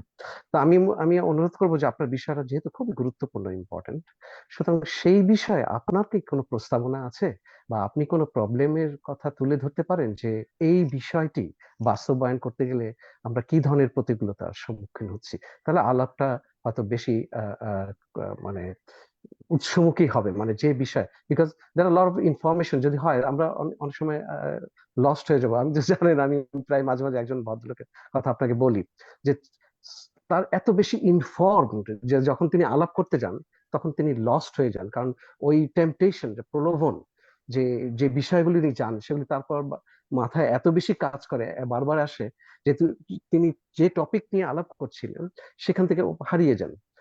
তখন অনেক সময় আমরা, এবং তার আলোচনায় কিন্তু অনেক শত শত লোক অপেক্ষা করে, এবং তারা শেষ পর্যন্ত একটা পর্যায়ে এসে বলেন যে আসলে যে বিষয় টপিক নিয়ে আলাপ হচ্ছিল সেখান থেকে আমরা আসলে সরে গেছি, এবং উনি কি বলছেন আমরা বুঝতে পারিনি। আপনি নিশ্চয়ই বুঝতে পারছেন কার কথা বলছি। বাংলাদেশে খুব বিখ্যাত, এখন সবচেয়ে বেশি আলোচনায় বিভিন্ন রকম ইয়াতে উনি অংশগ্রহণ করেন আছেন। তো তিনি একজন প্রফেসর, অবশ্যই একটা বিশ্ববিদ্যালয়। তো আমি অনুরোধ করব যে আপনি যদি একটু সরাসরি একটি প্রবলেম বা আপনার যে বিষয়টা, সেইটা কি কোনো, আপনি তো দীর্ঘদিন কাজ করছেন এই নিয়ে, সুতরাং আপনি আরো সরাসরি বলতে পারবেন যে এই বিষয়ে কোনো সমাধান মানে সমস্যা দেখতে পাচ্ছেন কিনা, বা এটা আপনি কি মনে করেন যে এই যে কথাটা বললেন যে আপনার যে টপিকটা ছিল সেই বিষয়ে কোনো কোনো প্রবলেম বা আইডেন্টিফাই করবেন যে এই অন্তরায় বা কিছু আছে, বা আপনার কোনো অভিজ্ঞতা বা আপনার কোনো হ্যাঁ হ্যাঁ প্রস্তাব আছে, তাহলে হ্যাঁ আলাপ হ্যাঁ আলোচনায় সুবিধা হতো। ঠিক আছে শামীম ভাই, অসংখ্য ধন্যবাদ। ধন্যবাদ। আজিজ ভাই, আপনি যদি অনুমতি দেন আমি আমি আমি উত্তরটা দেই নাকি? কুইক আমি বলছি নাকি, না আপনি বলেন? হ্যাঁ হ্যাঁ দেন না, আমি দিলে আমি ভালো। উত্তরটা প্রথম উত্তর যেটা হচ্ছে, শামীম ভাইকে অসংখ্য ধন্যবাদ। এইটাই ছিল আমাদের, আমি কিন্তু প্রথমেই, এবং আজিজ ভাই সেটা মানে কবির চৌধুরীর একই বক্তব্য, যে আমরা আজকে এখানে যেখানেই আমরা যেটাই করি কেন, এটা কিন্তু হবে আমাদের সবার স্বার্থে। এখানে একক কোনো কাউকে কোনো বিয়েতে এবং বিতর্ক এবং মানে সঠিক একটা পথ বাইর করা, যাতে থেকে আমরা সবাই উপকৃত হতে পারি। আমার কাছে মনে হচ্ছে যে আমি মনে করেছিলাম যে আমরা মানে কবির চৌধুরী কিভাবে মনে করতে যায় না, আমি মনে করছিলাম প্রবলেমটা ওইটাই। আমি এই জন্যই বলছিলাম যে আমার কিছুদিন আগে যে ভদ্রলোক বলছিলেন, আমরা যারা বিদেশে আছি, আমরা যারা প্রবাসী বা যেটাই বিবাসী, আমরা কি আসলে দেশপ্রেমী? আমরা কি দেশ নিয়ে আমরা ভাবি? এই যে জিনিসটা, এবং সেটাকে দেখানোর জন্যই এই আমার মনে হয় কবি যদি চাচ্ছিলেন যে আমরা কি করছি, এই জিনিসটা একটু একটু দেখানো। সুতরাং আমরা অন্যদিকে শামীম ভাই, এটাও ঠিক যে আজকের এই আলোচনাতে প্রবলেম যতটুকু আইডেন্টিফাই করা, এর চেয়ে বড় প্রবলেম ছিল, কোয়েশ্চেন ছিল এটা পরিচিত করে দেওয়া। এটা ইনফ্যাক্ট একটা জেনারেল আলোচনা। আমি সেটা এটা এত বড় ধরনের প্রবলেমস মানে আইডেন্টিফাই করে এটাকে ডিসকাশন করতে হলে একটা পয়েন্ট নিতে হবে। আমার কাছে মনে হয় 1.5 ঘন্টা এটা শেষ করা যাবে না। এটা আমার কবির চৌধুরী বলেন আপনি। থ্যাংক ইউ মঞ্জু ভাই, থ্যাংক ইউ শামীম ভাই। আমি প্রথমেই উল্লেখ করেছি, শুধু দর্শক মন্ডলী আপনারা দেখছেন যে শামীম আমিনুর রহমান অটোয়াবাসী ছিলেন এক সময়, এখন টরন্টোতে আসছেন। উনি দেশে প্রথম উনার ঢাকার ইতিহাস নিয়ে একটা বইও করেছেন উনি, এবং আর্কিটেক্ট ইঞ্জিনিয়ার, সুতরাং ওনার কথাবার্তাই হবে কনস্ট্রাকটিভ। থ্যাংক ইউ আপনার। কিন্তু শামীম ভাই, আমি যেটা বলতে চাই, আমাদের এই আলোচনাটা ছিল মূলত এটা একটা আড্ডা। মনে করেন আপনার ড্রয়িং রুমে বসে আমরা আড্ডা দিচ্ছি, কিন্তু পাশাপাশি আমরা সমাজ নিয়ে কথা বলছি, এবং এই সমাজটাতেই হলো যার জন্য আমি প্রথমেই বলেছিলাম, অথবা যদি আপনি আমার কবিতাটা শুনেন, যে এখন আমাদের পায়ের পিষ্টে, ওদের পায়ের পিষ্টে ছেলে মেয়ে শিশু মারা যাচ্ছে। সুতরাং there is a something that we are trying to say that, but maybe we could not say, explain or express ourselves loudly. কারণ আপনি জানেন, আপনি বাংলাদেশ থেকে আসছেন, অনেক সময় অনেক কিছু ইচ্ছা করলেও বলা যায় না, কোনো না কোনো ভাবে আমাদের হাত বন্ধ, কলম বন্ধ, আমরা ইচ্ছা করলেও অনেক কিছু লিখতে পারি না। এই আড্ডাটার মাধ্যমে আমরা চাচ্ছিলাম কোনো বিষয়ে ডিটেলস, যার জন্য মঞ্জু ভাই যখন আমাকে বললেন স্বদেশ ভাবনা, তখন আমার প্রশ্ন ওনার কাছে, গতকালকে আমি টিম হোটেলে বসে দেখেছি যে স্বদেশ ভাবনা বলতে আপনি কি বুঝাচ্ছেন। এখন মনে করেন আমাদের অবশ্যই ভাবনা আছে, আমরা দেশ নিয়ে চিন্তা করি, এটা প্রত্যেকটা দেশের নাগরিক তার যে দেশ থেকে আসে তার রুটস, তার শিকড় নিয়ে সে চিন্তা করে। এখন আমাদের প্রতিবন্ধকতা তার কি? শামীম ভাইয়ের প্রশ্নের উত্তর যেটা আমি মনে করি, যে এজ এ পত্রিকার একজন প্রকাশক হিসাবে আমি বলতে চাই যে, মনে করেন আমরা দেখি অনেক সময় অনেক লেখক তার কলম চালাইতে সে ভয় পাচ্ছে। যে কারণটা হলো, বাংলাদেশে এখন কোনো বই যদি প্রকাশ করতে হয় একজন লেখক, তাহলে বাংলা একাডেমির পারমিশন নিতে হয়। সুতরাং আপনার কলমের মধ্যে তাদের সেন্সরশিপ। অথচ আবার আমরা জানি এইসব ওয়েস্টার্ন এই বিশ্বে বাস করে, জেনে আপনি যা লেখবেন তা যদি মনে করেন সেন্সর হবে, তাহলে তা লিখবেনই না আপনি। আপনাকে লিখতে, আপনি যদি সেন্সরই মনে করেন হবে, তাহলে লিখবেন কি জন্য? তার মানে এটা খারাপ। সুতরাং আপনাকে ক্রিয়েটিভ রাইটার হতে হলে আপনাকে সমাজ বুঝতে হবে, অবস্থা বুঝতে হবে, তারপরে লিখতে হবে। আমাদের আজকের আলোচনা আমরা এখন খুব ফ্লোরে দিব। এখানে আছেন শামীম ভাইয়ের কথা শুনছি যে ইউ ওয়ান্ট দ্যাট কনস্ট্রাকটিভ আলোচনা, এটার যেটা শুরু করছি এটা আমাদেরকে শেষ করতে হবে। এবং আমরা প্রথমেই আমাদের স্বীকার করছি যে আমাদের সময় খুব কম, এবং বিষয়টা বিরাট, এটার ব্যাপ্তি বিরাট গভীর। এটা একদিনে আলোচনা হবে না, আমরা এই আলোচনাটা আবার করব। আজকে আমরা একটা ধারণা নিলাম, এই যে স্বদেশ ভাবনার নিয়ে আরেকটা আলোচনা আমরা করব। হয়তো অন্য কোনো আলোচক থাকবেন, মেইন আলোচক, এটা উনারটা দিবেন। এবং আপনার মঞ্জু ভাই যেটা তো বুঝাইতে চাইছে যে উনি ইচ্ছা করলে উনার কাছে স্বদেশ ভাবনাটা হচ্ছে যে বর্তমান সমাজ ব্যবস্থায় বর্তমান যে যোগাযোগ ব্যবস্থা আছে, যে টেকনোলজিক্যাল যে পাওয়ার, সেই পাওয়ার ইচ্ছা করে উনি এদেশ থেকেও বাংলাদেশে সে কাজ করতে পারে। এবং আমরা আশা করবো, আমরা মতো যারা চিন্তা করি, আমরা বাংলাদেশেরও এসব কাজ গিয়ে না করি, সশরীরে না যাইতে পারি, আমরা অনলাইনে করতে পারি।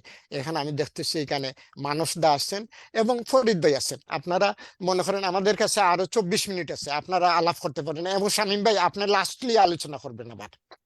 ফরিদ ভাই অথবা মানস দা প্লিজ আমাদেরকে হেল্প করেন শামীম ভাইয়ের ব্যাপারে। আপনি একজনকে বলেন, আপনি শুরু করেন। মানুষ দা বলেন, তারপরে আমি বলবো। মানুষ দা আসেননি? আমি একটু 5 মিনিট পরে উনি আলাপ করুন। তাহলে আমি অল্প একটু কথা বলবো। বলেন। শামীম ভাই ধন্যবাদ, মঞ্জুর ভাই ধন্যবাদ, অনেক গুরুত্বপূর্ণ কথা বলছেন এবং শুনছিলাম, ভালো লাগছিল। কথা বলতে গেলে আমরা অনেকই ট্র্যাক হারিয়ে ফেলি, এটা হয়, এবং শামীম ভাইকে ধন্যবাদ to bring it back to the track. প্রথমেই আমি বলবো যে আমরা স্বদেশ ভাবনা, এর চ্যালেঞ্জ এবং অন্তরায়, প্রতিবন্ধকতা এগুলো, এবং তবে আমরা যেই বিষয়টা নিয়ে কথা বলছিলাম বা যেটা ভাবলাম, আপনি যেটা বললেন আমি আর একটু বিস্তৃত করতে চাচ্ছি। স্বদেশ ভাবনাটা বা দেশের প্রতি চিন্তা ভাবনা, ভালোবাসাটা শুধুমাত্র যে কলম দিয়েই করতে হবে তা তো না। এবং যদি বাস্তবতার নিরিখে দেখি, এখনো জীবনের সবচেয়ে গুরুত্বপূর্ণ সহযোগিতাটা হলো, if you can do something financially to your relatives, close ones, in many ways you can do that. এবং সেই মঞ্জু ভাইয়ের ওই বিষয়টা, we are in just 21st century, our communication is in a very, very good shape, just need willingness. এখন কথা হলো challenge গুলো কি কি। আমরা যারা এখানে অভিবাসী হই, শুয়ে দেখতে আপনার যে গন্ধ নিয়ে, যে আমাদের শরীরে শেকড়ের গন্ধ, কইরে আমার মনে হয় আমি প্রথম যে লেখাটা আপনাকে দিয়েছিলাম, প্রথম প্রবন্ধ অবশ্যই সেটার শিরোনামই ছিল অভিবাসী মন কিংবা প্রাণ। আমার কোন কুলে আজ ভিড়ল তরিয়ে কোন সোনার গায়ে, নজরুল ইসলামের ওই গানটার থেকে শুরু করছিলাম। তো আরেকটা কথা আমি বলি, যে কলম স্বাধীন সে লিখবেই। আর বই প্রকাশ করার জন্য যে বাংলা একাডেমিক মাধ্যমেই যেতে হবে তাও না। আপনার লেখা আপনি লেখেন, এখন না হোক সময় এটাকে প্রকাশ করবে, মানুষের কাছে নিবে, নাই নিল, কিন্তু লিখবেন। অন্তরায় অনেক। আমি কিছু বিষয় এখানে আনতে চাচ্ছি, ইট মে সাউন্ড ভেরি ব্যাড। আমি আসলে এগুলো থেকে দূরে সরে আসছি জাস্ট শুরুর পরই। ঢাকা ইউনিভার্সিটির অ্যালামনাই করলাম প্রথম বিগিনিং এ, ভালো উদ্দেশ্য। তারপরে শুরু হলো সেখানে একটা chaos, ক্ষমতার দ্বন্দ্ব।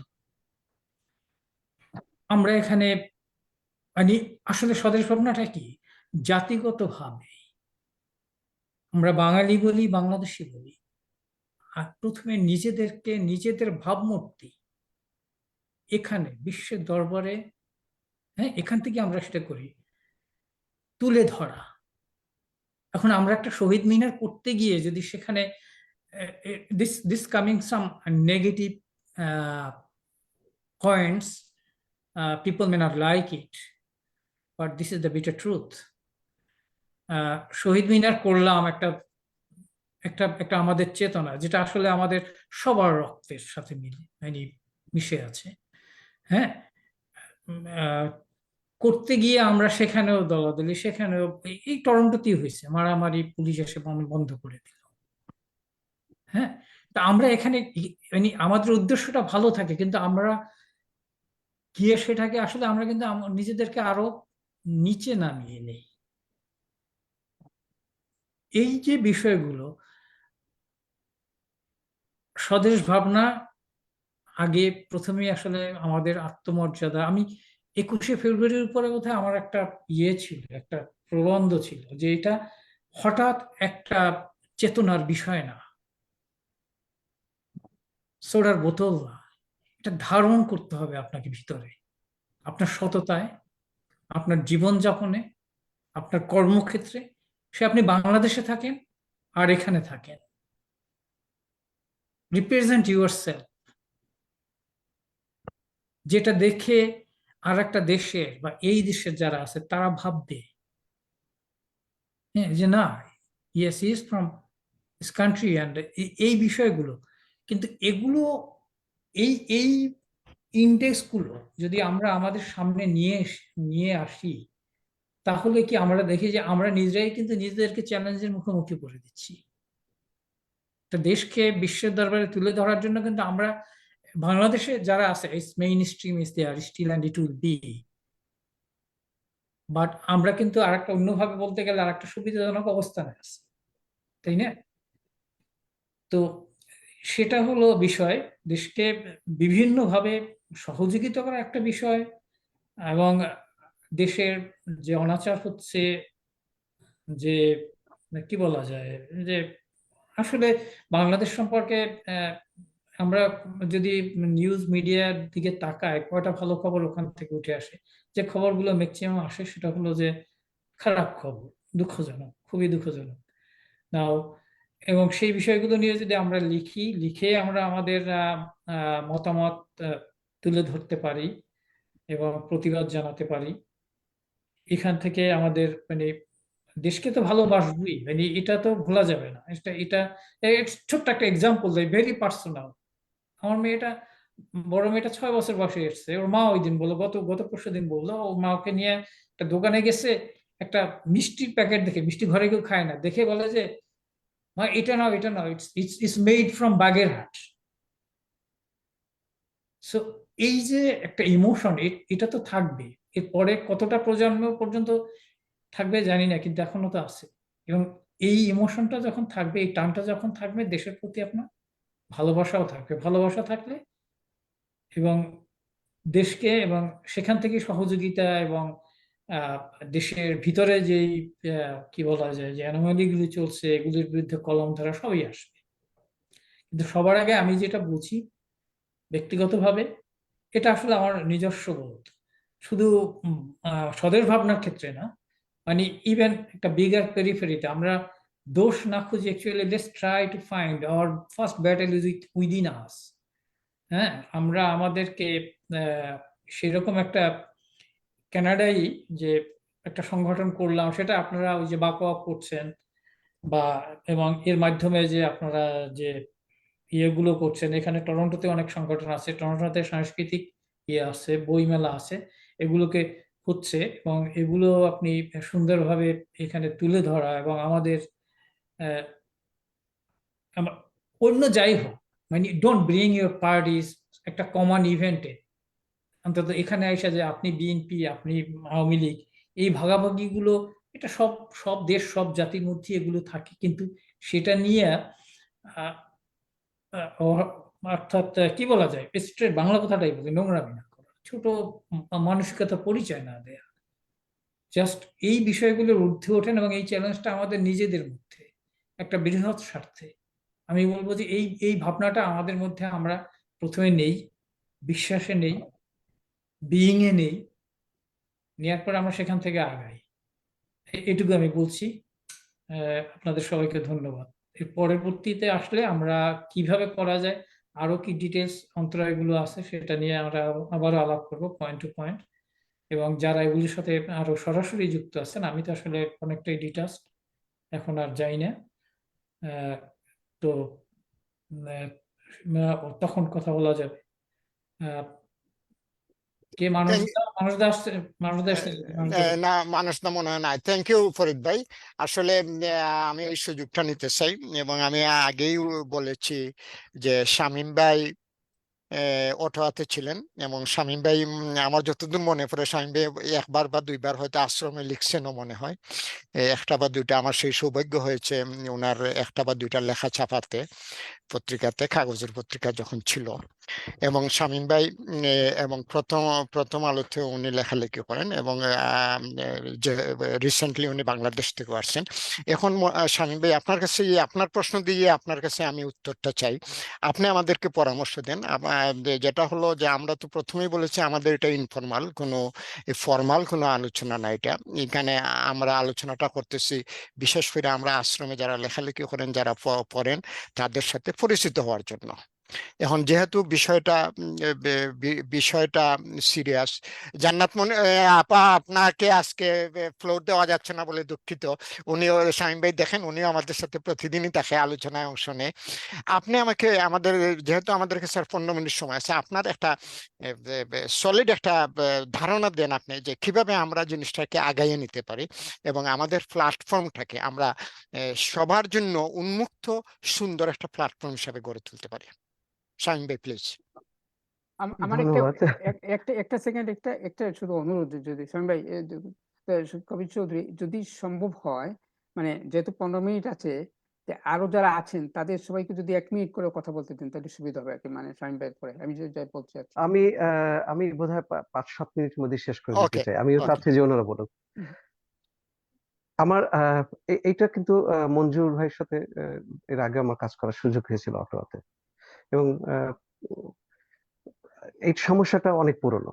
আর আমাদের যে কালচার বা সংস্কৃতি, সেটা তো আমরা ধরে রাখছি, দেশে যা করছি সে এখানে তা করছি না, বরঞ্চ এখানে খুব ভালো হয়ে গেলে তো সংস্কৃতি তো রক্ষা করছি কোথায়? ওখানে মারামারি করছি, এখানেও করি, ওখানে যা করি এখানেও তাই করি। অসুবিধার কথা, আমি তো এই কিছুদিন আগে গেলাম, আমার হঠাৎ করে কৌতূহল ছিল, একটা মাঝখানে বিশাল একটা গ্যাপ হয়ে গিয়েছিল। আমি গিয়েছিলাম এবং সেইখানে একটা বড় আলোচনা, সাংস্কৃতিক মানে বা সাহিত্য বিষয়, একটা ওয়ার্কশপ বা আলোচনার মতো 2 দিনের, সেখানে পার্টিসিপেট করেছিলাম। সেটার যে আমার যে অভিজ্ঞতা হলো, তারপর এখানে একটা বইয়ের মেলাও হলো টরন্টোতে, সেখানেও গেলাম। সেখানে ঘুরে দেখে আমার যেটা মনে হলো, যে আমরা যারা দেশ থেকে বুড়ো বয়সে বা একটা বয়সে চলে আসছি, আমাদের জেনারেশন, মানে আমরা নিজেরা খুশি থাকার জন্য নিজেরাই গল্প করছি, নিজেরাই কবিতা আবৃত্তি করছি, নিজেরাই নিজেদের কাছে নিজেদেরকে বাহবা দিচ্ছি, পত্রিকার মধ্যে টুকটাক লিখিও, এ দিয়ে এক ধরনের আত্মতৃপ্তি। কিন্তু আসলে আমরা কোনো অ্যাচিভমেন্ট, আমার মনে হয় না আমরা খুব বেশি কিছু করতে পেরেছি, বিকজ আমরা যারা এখানে ভালো করছে অন্যান্য দেশের লোক, তাদেরকে এক্সাম্পল হিসেবে নিচ্ছি না তো। তারা কি করছে, তারা কেন ভালো করছে, সেগুলি কিন্তু আমরা ফলো করছি না, তাদের এগুলি কিন্তু আমরা আইডেন্টিফাই করছি না, যে তাদের কি ফ্যাক্টর গুলি কাজ করছে তাদের এই অ্যাচিভমেন্টের জন্য। ভারতীয়রা তো অসম্ভব ভালো করছে, তারা কি আমাদের চেয়ে কম দেশপ্রেমিক? ভারতের আমাদের চেয়ে অনেক বেশি দেশপ্রেমিক তারা, কিন্তু কই, তারা তো আন্তর্জাতিক সিটিজেন হচ্ছে, এট দ্য সেম টাইম দেশকে ভারতের জন্য তো ভালোবাসছে তারা, এবং তাদের নিজস্ব কালচার তারা তো তুলে ধরছে।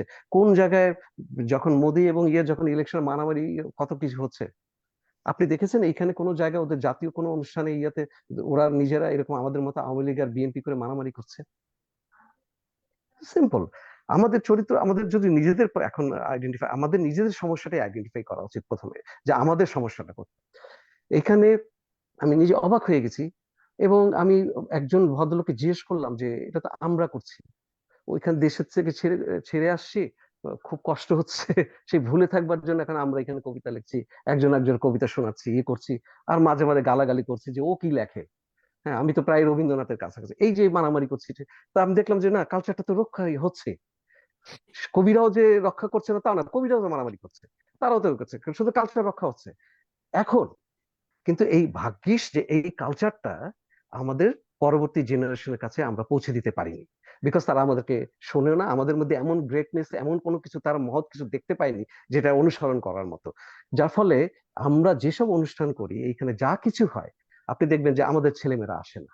আমি বারবার প্রশ্ন করছিলাম যে আপনি তো বাংলা উদ্ধার করছেন, কিন্তু বাংলা আপনার বাচ্চারা কই, ওরা আসে না কেন? ওরা তো এইসব জায়গায় আসে না, ওরা আসে নাই, কোথাও দেখেন। আমি বলছি যে আপনার নেক্সট জেনারেশন, এই যে যারা বুড়া বুড়ি এসে এখানে যে খাচ্ছেন, খেতে খেতে মারা যাচ্ছেন, খাওয়া সর্বস্ব উৎসব, খেতে খেতে মারা যাচ্ছেন, কই আপনার বাচ্চারা তো আসে না।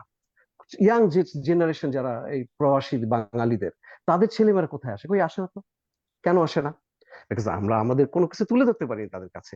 সে কেন গর্বিত হবে একজন ক্যানাডিয়ান বাংলাদেশী, হ্যাঁ, অভিবাসী, তার কান্ট্রি অফ অরিজিন, তার বাবা আসছে ওইখান থেকে, সে কেন গর্বিত হবে নিজেকে Bengali at the same time Canadian ভেবে? এইটা তার কাছে তুলে ধরতেই পারিনি সুতরাং আমরা ব্যর্থ।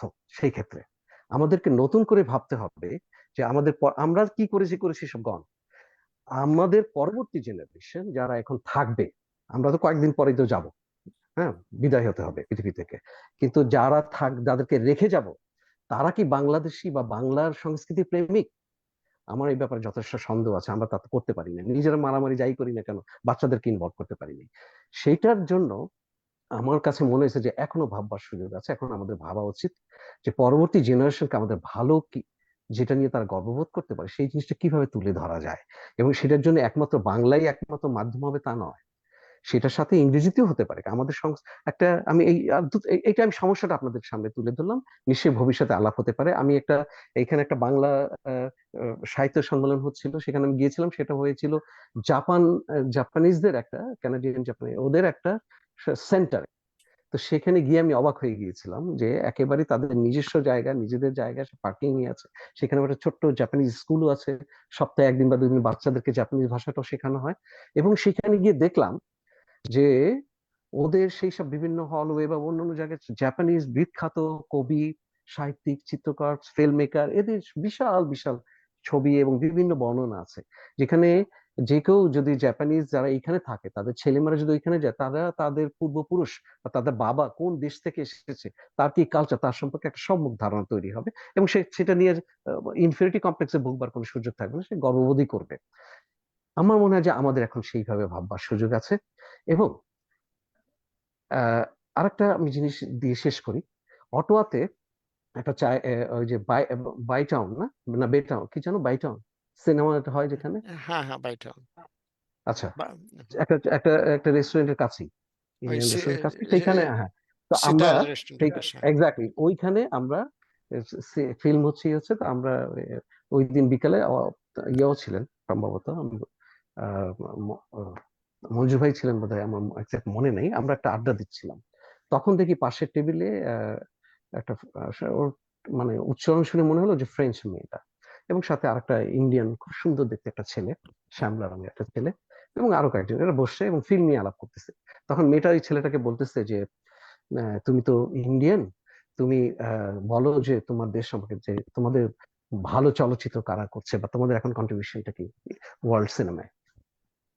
ছেলেটা বলছে যে আমি ইন্ডিয়ান, মানে আমি আসলে বাংলাদেশ থেকে এসেছি। খুব সুন্দর চেহারা, একদম শিল্পীর মতো দেখতে, লম্বা চুল। সে বলতেছে যে সরি, আমাদের মডার্ন বা আধুনিক চলচ্চিত্রের ইয়াতে আমাদের খুব বেশি, বাঙালিদের খুব বেশি কন্ট্রিবিউশন নাই, আমরা এই কারণেই আমি আসলে তোমাকে খুব কিছু বলতে পারছি না। তো যাই হোক, তো আমি পাশ থেকে শুনছিলাম, এটা তো অন্যায় কারো পাশে থেকে কথা শোনা, কিন্তু আমি হয়তো না পেরে আমি পরে উঠে গেলাম। উঠে গিয়ে আমি ওদের সঙ্গে বললাম যে আমি জানি এটা খুব অসৌজন্য, কিন্তু তুমি কিছু মনে করো না, আমি তোমার বন্ধুকে তুমি যে প্রশ্নটা করেছো সেটার উত্তর আমি দিতে চাই এই কারণেই যে আসলে আমরা একই জায়গা থেকে এসেছি। সে বলছিল যে সে বাংলাদেশ থেকে এসেছে, আমি আসলে সেই জায়গা থেকে এসেছি। সুতরাং আমি জানি এটা খুব অন্যায়, তোমাদের কথা আমার কিন্তু আমার কানে আসছিল বলেই আমি না পেরেই আমি করতে চাই। সুতরাং তোমার বন্ধু যেহেতু সে আমার দেশ থেকে এসে, তাকে আমি সাহায্য করতে চাই, তুমি যদি অনুমতি দাও তাহলে তার হয়ে আমি এটার উত্তরটা দিতে চাই। তারপর আমি রবীন্দ্রনাথের কথা বললাম। আমি বললাম যে দেখো, বাংলা লিটারেচারে তার যে অবস্থান, মানে সে হচ্ছে প্রথম এশিয়ান যে নোবেল পেয়েছিল, এবং তার একটা বড় বিখ্যাত একটা ইয়ে আছে দান্তের করা, সেটা হচ্ছে যে ওয়ার্ল্ডের লিটারেচারে কার কোথায় অবস্থান। তো মহাভারত এবং হোমার এদেরকে একসাথে রাখলো, শেক্সপিয়ারকে রাখলো। তাই আমি বললাম যে দেখো, রবীন্দ্রনাথ, গেটে এবং রবীন্দ্রনাথ এদের সবাইকে একই জায়গায় শেক্সপিয়ারের সাথে তাদের বসানো হয়েছে। তাই আমি বললাম যে ঠিক তেমনি আবার যে চলচ্চিত্রের বেলায় যদি ওয়ার্ল্ডের বিখ্যাত 5 জন চলচ্চিত্রকারের কথা বলা হয়, তাহলে সেখানে আমাদের একজন বাঙালি চলচ্চিত্রকার আছে, তার নাম সত্যজিৎ রায়, এবং তাকে জাপানের সেই কুরোসাওয়ার সাথে একই মর্যাদায় তাকে বসানো হয়েছে। সুতরাং আমরা এই বিষয়ে একটা গর্ববোধ করতেই পারি। তো আমি জানি না, ছেলেটা মুচকি হাসছিল, এই হাসার মানেটা কি আমি জানি না, কিন্তু আমি এটা বুঝতে পেরেছিলাম যে সেদিন যে আমরা কতটা ব্যর্থ হয়েছি আমাদের ছেলে মেয়েদের কাছে, আমরা কেন গর্বিত হব এটা তুলে ধরবার জন্য। একটা স্কুলে আমাদের বাচ্চারা যখন স্কুলে ভর্তি করাবো, ওখানে যাবে, তখন মঞ্জুর ছিলেন, ওদের স্কুলে একটা অ্যাসাইনমেন্ট দিয়েছিল যে তোমরা যে সব দেশ থেকে এসছো, কান্ট্রি অফ অরিজিন, তোমার বাবা মারা যেখান থেকে এসছে, সেই দেশের সম্পর্কে তোমরা একটা অ্যাসাইনমেন্ট, এটা যে কাজ করবে।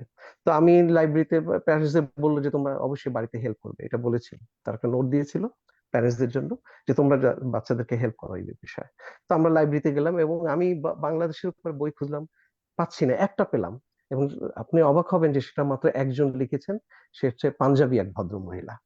যাই হোক, এই হলো আমাদের ইতিহাস। অথচ আমাদের কিন্তু অনেক পুরনো টিচার বা শিক্ষক, তারা তো অনেক আগে এসেছিলেন, কিন্তু আমাদের কোনো এই ধরনের কোনো ইয়া নাই। কিন্তু আমি আমি এখন মনে করি যে আমাদের এখন সুযোগ হয়েছে, আমাদের নতুন করে ভাববার প্রয়োজন আছে। ধন্যবাদ। এবং শামীম ভাই, আমরাও আশাবাদী, এবং এই আশাবাদ থেকে আমাদের এই কাজ, যদিও কাজটা আমাদের ছোট, আমরা চেষ্টা করছি যে না, আমাদের জেনারেশন, আমাদের পরবর্তী জেনারেশনের কাছে আমাদের কৃষ্টি এবং কালচারকে তুলে ধরার, এবং অনেক সময় অনেক কিছু সম্ভব হয় না, তারপরেও চেষ্টার, এটা যেটা মঞ্জু ভাই করতেছেন, এবং লাইভ এডুকেশন, অথবা মনে করেন পিস, অথবা বাংলা ক্যারাভানের মাধ্যমে, অথবা বাঁকাওয়ার মাধ্যমে, বিভিন্নভাবেই বিভিন্ন মানুষজন কাজ করতেছে, হয়তো এটা দেখা যাচ্ছে না, এটা এক সময় দেখা যাবে। মানুষ দা 1 মিনিট আছে প্লিজ। আসলে আমি তন্ময় হয়ে শুনছিলাম আমার পূর্ববর্তী বক্তার বক্তব্য। আসলে আমি এটা সবসময় বলি যে আমরা আমাদের পরবর্তী প্রজন্মের কাছে আমাদের হৃদয়ের আকুতি পৌঁছাইতে ব্যর্থ হয়েছি, এবং আমাদের বয়স, আমি যেমন 60 ঊর্ধ্ব, কাজেই কখন কি হয় তো বলতে পারবো না। এবং আমি মনে করি আমার ঘরে যেহেতু এটা চর্চা আছে, সেই জন্য আমার ছেলে মেয়ে রবীন্দ্রসঙ্গীত সম্বন্ধে ভালো আইডিয়া আছে। নজরুল ইসলাম, রবীন্দ্রনাথ দুজনের জীবনী আমি চেষ্টা করছি, কিন্তু এটা আমার জন্য হয়তো খুবই সুখকর কিছু নাই যে এটা তারা একবারে আমাকে স্মরণ করতেছে, বা এটা মাঝে মধ্যে হয়তো বলতে পারবে লোকালয়ে, ও আমার বাবা এই গানটা শুনে, কিন্তু এর বেশি কিছু না। কিন্তু আমার বন্ধু মঞ্জুরের একটা আপ্রাণ চেষ্টা আছে আমাদের দেশের ঐতিহ্যের সাথে, মানে এই দেশের বর্তমান জেনারেশন, যেটা আমাদের পরবর্তী প্রজন্ম, তাদের কাছে পৌঁছানোর জন্য তার একটা বহুদিনের একটা চিন্তা চেতনা। আমাদের এখানেও আছেন অনেক, আমেরিকাতে অনেক বন্ধু বান্ধব আছেন, এরকম চেষ্টা করতেছেন। কিন্তু এটাই সত্য যে পৃথিবীর বিবর্তনের সাথে সাথে অনেক কিছু হয়তো হারিয়ে যাবে আমাদের। ওইটা যে আমরা কতটুকু সাকসেসফুল হবো, এটা ডেফিনেটলি এটা সন্দেহ মধ্যে থেকে যাবে সবকিছু। তাই বলে আমরা বসে থাকা উচিত নয়, আমাদের চেষ্টা চালিয়ে যেতে হবে, এবং যতটুকু পারি যদি আমাদের নিজেদের অবস্থানতে এটাতে আমরা সহযোগিতা করতে পারি। অনেক সীমাবদ্ধতা আছে আমাদের, আমার আছে অনেকই। হ্যাঁ, ডক্টর মিজানুর রহমান আমাদের একজন আইডিয়াল ব্যক্তিত্ব। মঞ্জু যখন বৃত্তের কেন্দ্র এবং পরিধি নিয়ে আলাপ করতেছিলাম, আমি খুবই শুনতেছিলাম। যখন ট্রেনে ছিলাম, ট্রেনে বসে বসে, আমি মাত্র আসছি বাসায়। তো আশা করি আপনাদের ধৈর্যচ্যুতি আমি ঘটাবো না এত রাত।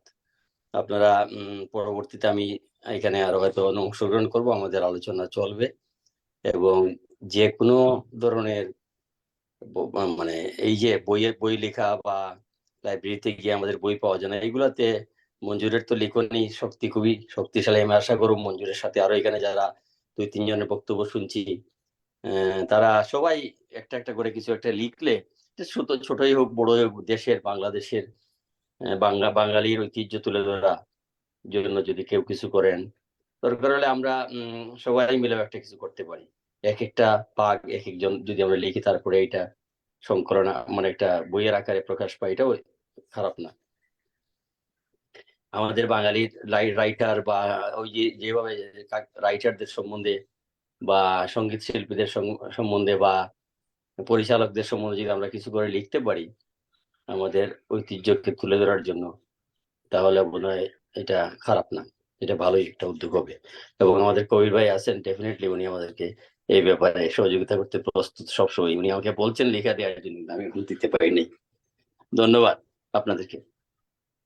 এখন বড় ভাই আছেন, মঞ্জু ভাইয়ের বড় ভাই, আমাদেরও বড় ভাই, বুঝছেন, এবং মঞ্জু ভাই কিছু সময় আগে হয়েছিল যে আপনি 69-এর সেই গণ অভ্যুত্থানের সে জড়িত ছিলেন।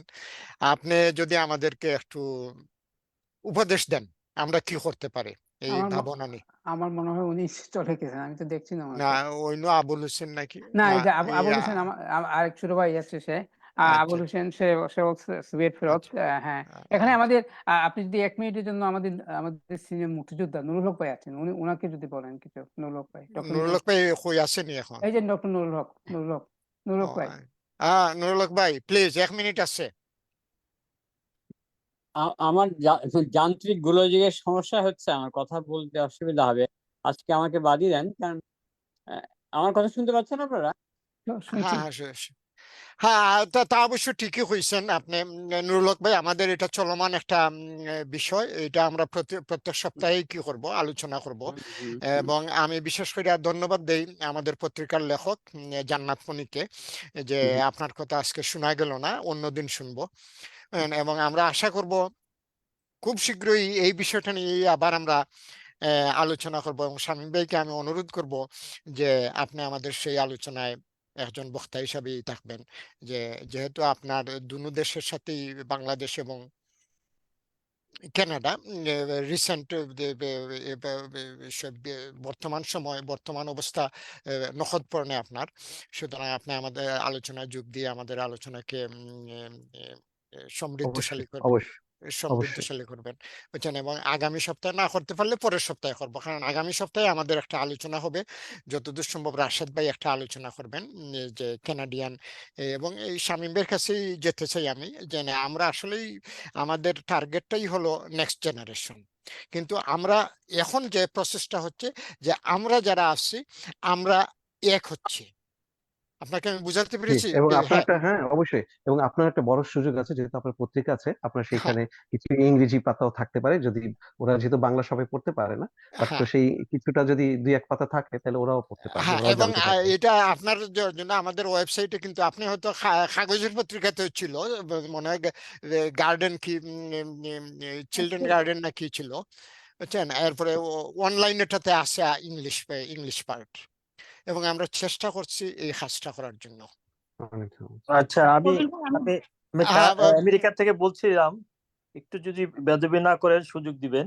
বলেন।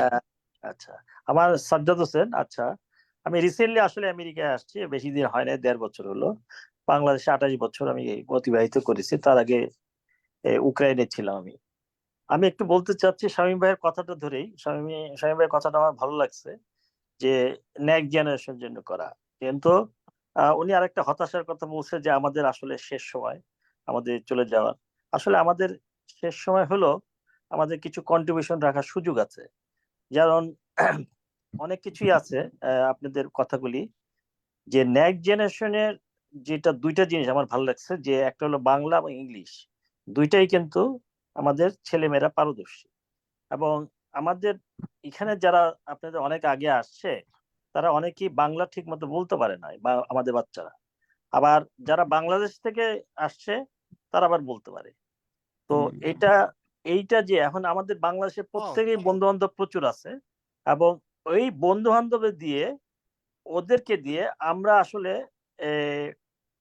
পিছনে থেকে ওদেরকে দিয়ে এই জিনিসটাকে ইনভলভ করা, আমি বুঝাইতে পারছি কিনা আমি জানি না, ওদেরকে এখানে আরো দুই দেশের বাচ্চাদের দিয়ে এই কালচারটা সমন্বয় করা, এটা আমি বুঝাইতে পারছি কিনা।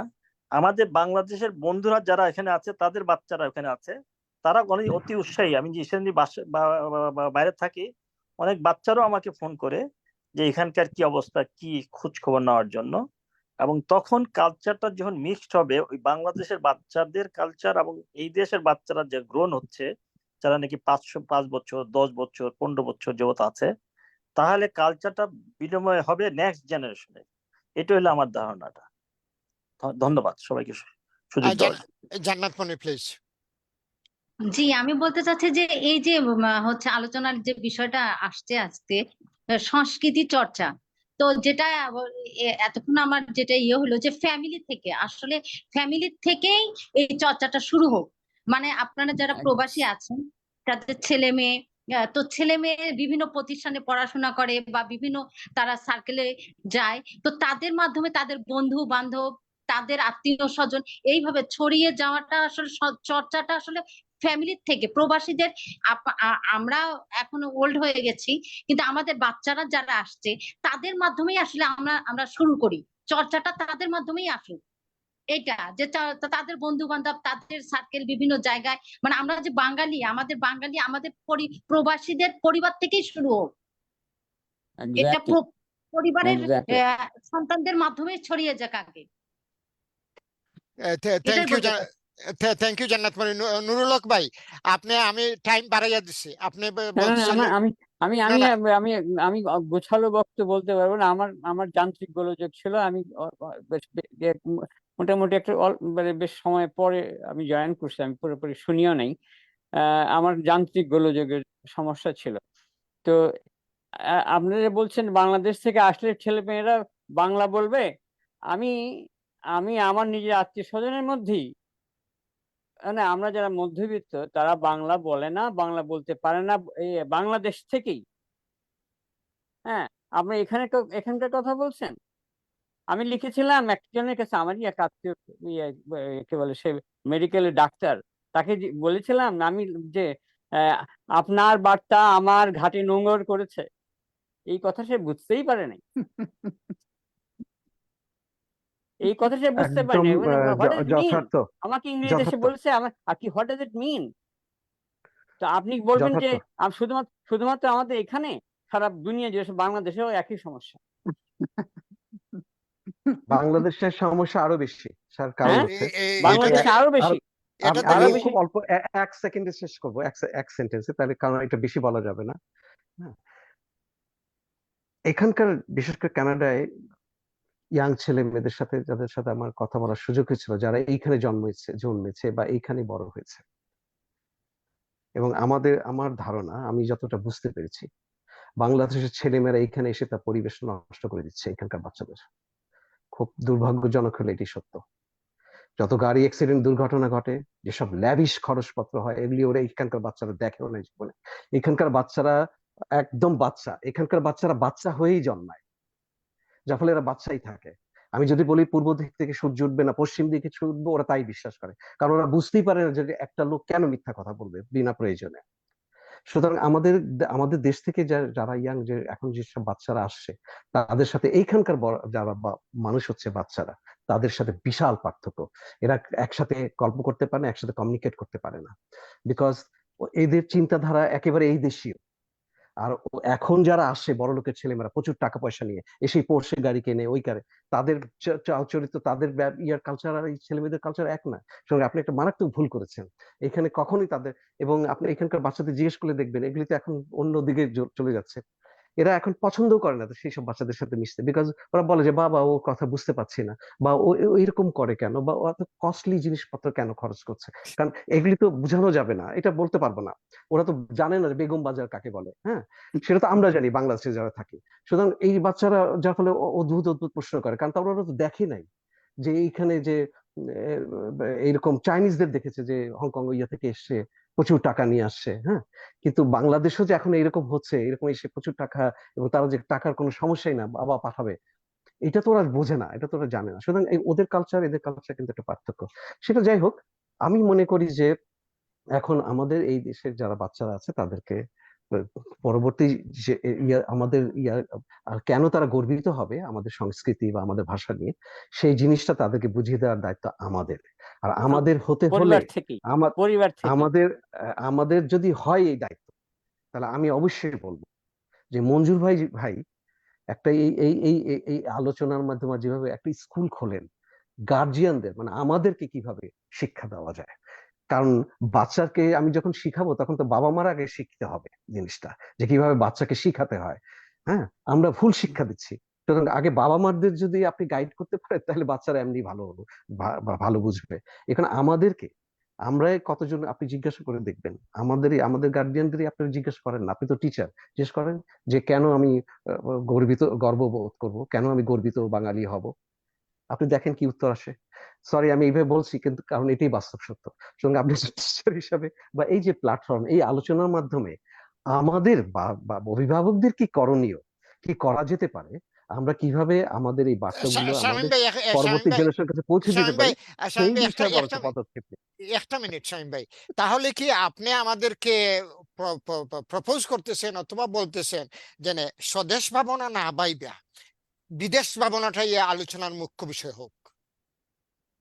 স্বদেশ ভাবনা অটোমেটিক্যালি আসবে, আপনি এটা কখনোই বাদ দিতে পারবেন না। যখন আমরা মারামারি করি, আওয়ামী লীগ বিএনপি যাই করি, যখন বাংলাদেশ জিতে তখন লাভ কিন্তু আপনিও দেন আমিও দেই, এটা তো সত্যি কথা। রাইট। সুতরাং আপনি এটা কোনোভাবেই নারীর টানকে কেউ অস্বীকার করতে পারেন, এটা ছেড়া সম্ভব নয়।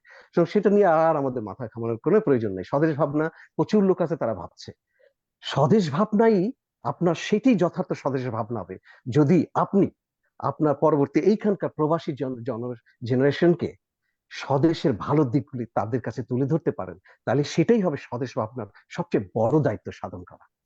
আমি বুঝাতে পেরেছি কিনা? শুধু দর্শক মন্ডলী, থ্যাংক ইউ শামীম ভাই, থ্যাংক ইউ ফরিদ ভাই, মঞ্জু ভাই, আপনার এই সুন্দর উপস্থাপনের জন্য, এই আলোচনায় অংশগ্রহণ করার জন্য সবাইকে ধন্যবাদ। আমরা এই ভাগ্য ভালো, আমি আগামীতে আমি 2 ঘন্টা সময় নিয়ে আলোচনার ব্যবস্থা করব শামীম ভাই। এবং আপনি জানেন যে আমরা আওয়ামী লীগ করি, বিএনপি করি, আমরা বাকাওব করি, আমরা টরন্টো অ্যাসোসিয়েশন করি, মন্ট্রিয়াল অ্যাসোসিয়েশন করি, ফুবানা করি, এই যে নর্থ আমেরিকান অ্যাসোসিয়েশন, আমি যে সবগুলাই করা হয়েছে। এটা ইভেন সংগঠন না, আড্ডাও বিভিন্নভাবে আপনারা যখন ছিলেন অটোয়াতে একসময় একটা সাহিত্য আড্ডার ব্যবস্থা করেছিলেন, সবগুলারই উদ্দেশ্য থাকে যে আমরা যারা এখানে আসছি আমরা তারা একসাথে বসবো, একসাথে দেশের কথা এখানের কথা আলোচনা করব, এবং এইটার মাধ্যমে, এবং এইটাতেই হইলো মঞ্জু ভাইয়ের সাথে আমার always I have some kind of conflict, or কি বলে এটাকে আপনার, যে মঞ্জু ভাইয়ের কথা হইলো এখানে করবেন কি জন্য, দেশের জন্য করেন, দেশ করাই মানে এখানে করা, আর আমি বলি না এখান থেকেই করেন। আগে আপনার পারিপার্শ্বিক অবস্থা, আপনি কোন সমাজে বাস করতেছেন সেই সমাজকে আপনি আপনার উপযোগী করে গড়ে তোলেন। যদি করতে পারেন তাহলে আপনি যখন ভালোভাবে থাকবেন আপনার চারিপাশের মানুষজনও ভালোভাবে থাকবে, এবং আমি সেটাতে বিশ্বাস করি। যার জন্য বাঁকা বইলা অটোয়ার সংগঠনের জন্য আমি মন প্রাণ দিয়ে, যখন শহরে একজন মানুষও খুঁজে পাওয়া যায় না তখনও আমি বলি বাঁকাও করেন, কারণ বাঁকাও হলো এমন একটা সংগঠন যেখানে দলমত নির্বিশেষে সবারই এখানে অ্যাক্সেস আছে, এবং এ ধরনের সামাজিক সাংস্কৃতিক সংগঠনেরই আমাদের দরকার। আমাদের থেকে বের করার জন্য, এই সমাজের সাথে আমাদের ছেলে মেয়েদের কাছে মানুষ হিসাবে গড়ে তোলার জন্য সাংস্কৃতিক সংগঠনের বিকল্প হতে পারে না। এবং আগামীতে আমরা সেই সংগঠন নিয়ে আলোচনা করব, সেই আশা করেই আজকের মতো বিদায় নিচ্ছি। সবাই ভালো থাকুন। অনেক ধন্যবাদ। একটা মিনিট আজিজ ভাই, কি সম্ভব? কবির ভাই বলেন প্লিজ।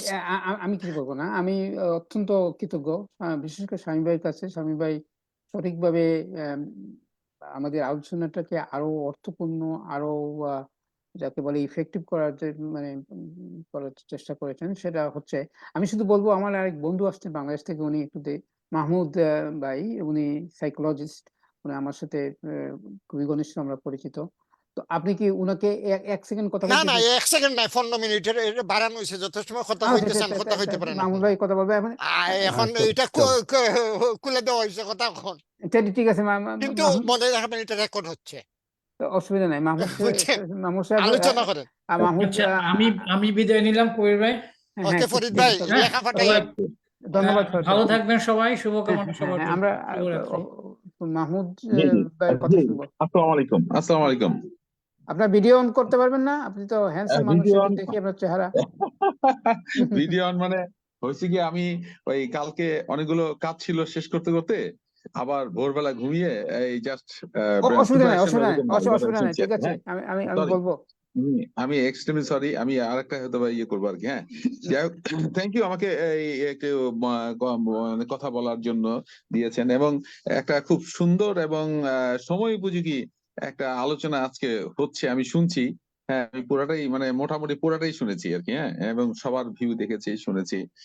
এবং একটা জিনিস পয়েন্ট আমার কাছে মনে হয়েছে যে অনেকে বলছে যে তাদের সময় শেষ হয়ে গেছে, তারা বয়স হয়ে গেছে, হ্যাঁ, এরকম একটা হতাশা ব্যক্ত করেছে। তো যদি এরকম হতাশা যাদের আছে, তো ওই জায়গাটায় আসলে কাজ করার আছে, কেননা মানুষের কোরিয়ানদের কিন্তু বয়স শুরু হলো 60 বছর বয়স থেকে। মানে তারা 60 বছর পর্যন্ত ইনকাম করে, 60-এর পর গিয়ে তারা ইয়াং হয়ে যায়, এবং তাদের যত ধরনের এই যে শখ, মানে দেশকে কিছু দেওয়া, কান্ট্রিকে কিছু দেওয়া, জাতিকে কিছু দেওয়া, বিশ্বকে কিছু দেওয়া, ওইগুলো কিন্তু তারা শুরু করে 60-এর পর থেকে, এবং 120 পর্যন্ত দিয়ে যায় তারা।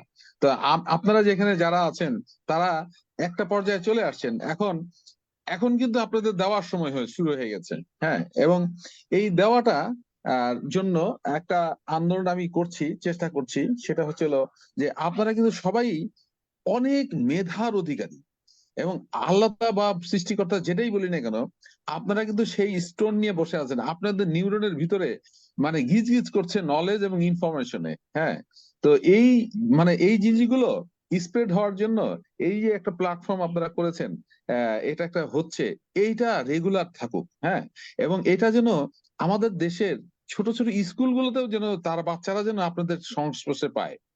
সেই জন্য আমি একটা লেখা আজ থেকে প্রায় 12 বছর আগে লিখেছিলাম আইন করার জন্য, সেটা হলো 60-এর পরে যারা রিটায়ার যায় তারা যেন আমাদের বাচ্চাদের সাথে কানেক্টিভিটি পায়। হ্যাঁ, তাহলে হবে কি, আপনারা যে মেধা নিয়ে আছেন, এটা যদি বাচ্চারা কানেকশন পায় যায় কোনোভাবে, কেন ওরা কানেকশন পাচ্ছে কি কেবল মাস্টার্স করা একটা বাচ্চা বা গ্রাজুয়েট করা একটা ছেলের কানেকশন পাচ্ছে, বাট আপনারা কিন্তু আপনাদের ইয়েতে একজন পণ্ডিত, স্কলার, ইউ ক্যান ইমাজিন।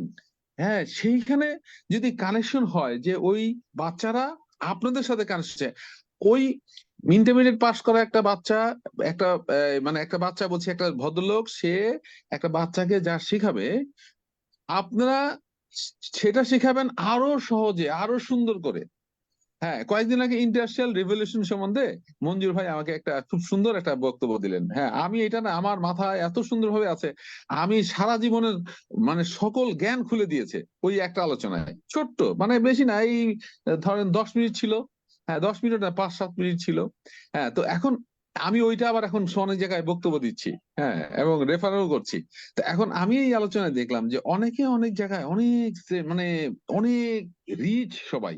এখন আপনারা যদি আমাদের স্কুলগুলোর সাথে কানেক্টিভিটি করেন, বা আমরা যদি একটা আইনে আনতে পারি যে যারা 60 হতো তারা স্কুলের সাথে কানেক্টিভিটি হবে, এবং স্কুল তাদেরকে খুঁজে নিয়ে কানেক্ট করে দিবে, তাহলে আমার মনে হয় যে আমাদের বাংলাদেশ যে জিনিসটা আজকে এই আলোচনায় যেটা চলে আসছে, যে সাংস্কৃতিক চর্চার একটা হলো প্রদেশে কি হচ্ছে আর দেশে কি হচ্ছে, দুটারই একটা ডেভেলপমেন্ট হবে। এবং আপনারা যা জানেন এটা বইতে যদি কনভার্ট করা যায়, এই বাচ্চারা যদি বইতে কনভার্ট করে, তাহলে এক একটা রিচ বই তৈরি হবে। এবং আমি মনে করি এরকম একটা জিনিস মানে আমাদের আলোচনায় আনা উচিত। হ্যাঁ, থাকলে খুব ভালো হইতো। যাক, আমার কাছে ভালো লাগছে আজকে আপনাদের আলোচনা অংশগ্রহণ করতে পারে, এবং আমাকে একটু কথা বলার সুযোগ দিয়েছেন, সেই জন্য সবাইকে ধন্যবাদ। Thank you. আমি আমি বলছি আজিজ ভাই, আমাদের এটা আপনি খুবই খুশি হবেন, মাহমুদ ভাই, আমি ওনাকে মাহমুদই বলি। না, আমি অনেক জুনিয়র।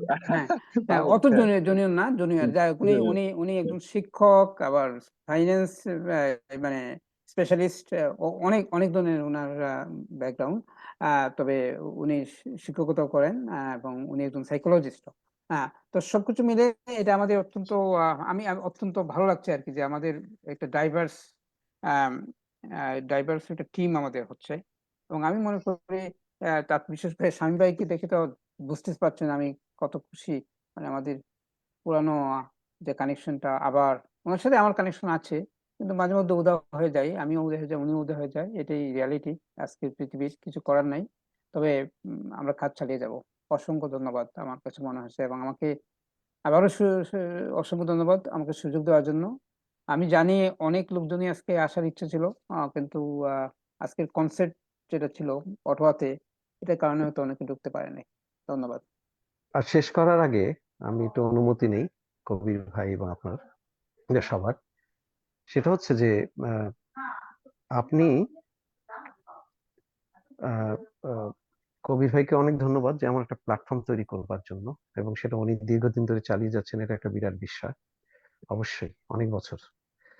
এবং বাট আপনার তৈরি এই প্ল্যাটফর্মটা আমাদের সবার জন্য সুযোগ করে দেবে আইডিয়া এক্সচেঞ্জ করার জন্য। আর এই ধরনের কাজ এগিয়ে নেওয়ার জন্য কিছু কমিটেড লোক দরকার। সেই কমিটেড লোক আমি সেই বহু আগে থেকে 2000 সাল থেকে দেখে আসছি সেটা হচ্ছে মঞ্জুর ভাই। আমি তার কমিটমেন্ট কোনোদিন ভাটা দেখিনি, কখনো তার বয়স সেই সময় যা দেখেছি এখনো সেইভাবে স্বপ্ন দেখছে একই। এই সেদিন আলাপ করলাম, স্বপ্নে একেবারে টইটুম্বুর। এইটা একটা বিরাট প্রাণ যে আছে, মানে তাকে যে প্রাণবন্ত করে রাখে তার ওই স্বপ্নগুলি, এটা একটা বিরাট ব্যাপার। এবং সেই স্বপ্নের কিছু ভাগিদার আমিও আসলে। তো আমি অনুরোধ করব, বিশেষভাবে অনুরোধ করবো যে যারা আজকে সবাই ছিলেন বা সারা শুনলেন পরবর্তীতে, সবাই যদি আমরা চেষ্টা করি তাহলে এই স্বপ্নগুলি বাস্তবায়ন করা সম্ভব। আমি কোনো কঠিন কাজ দেখি না মোটেই।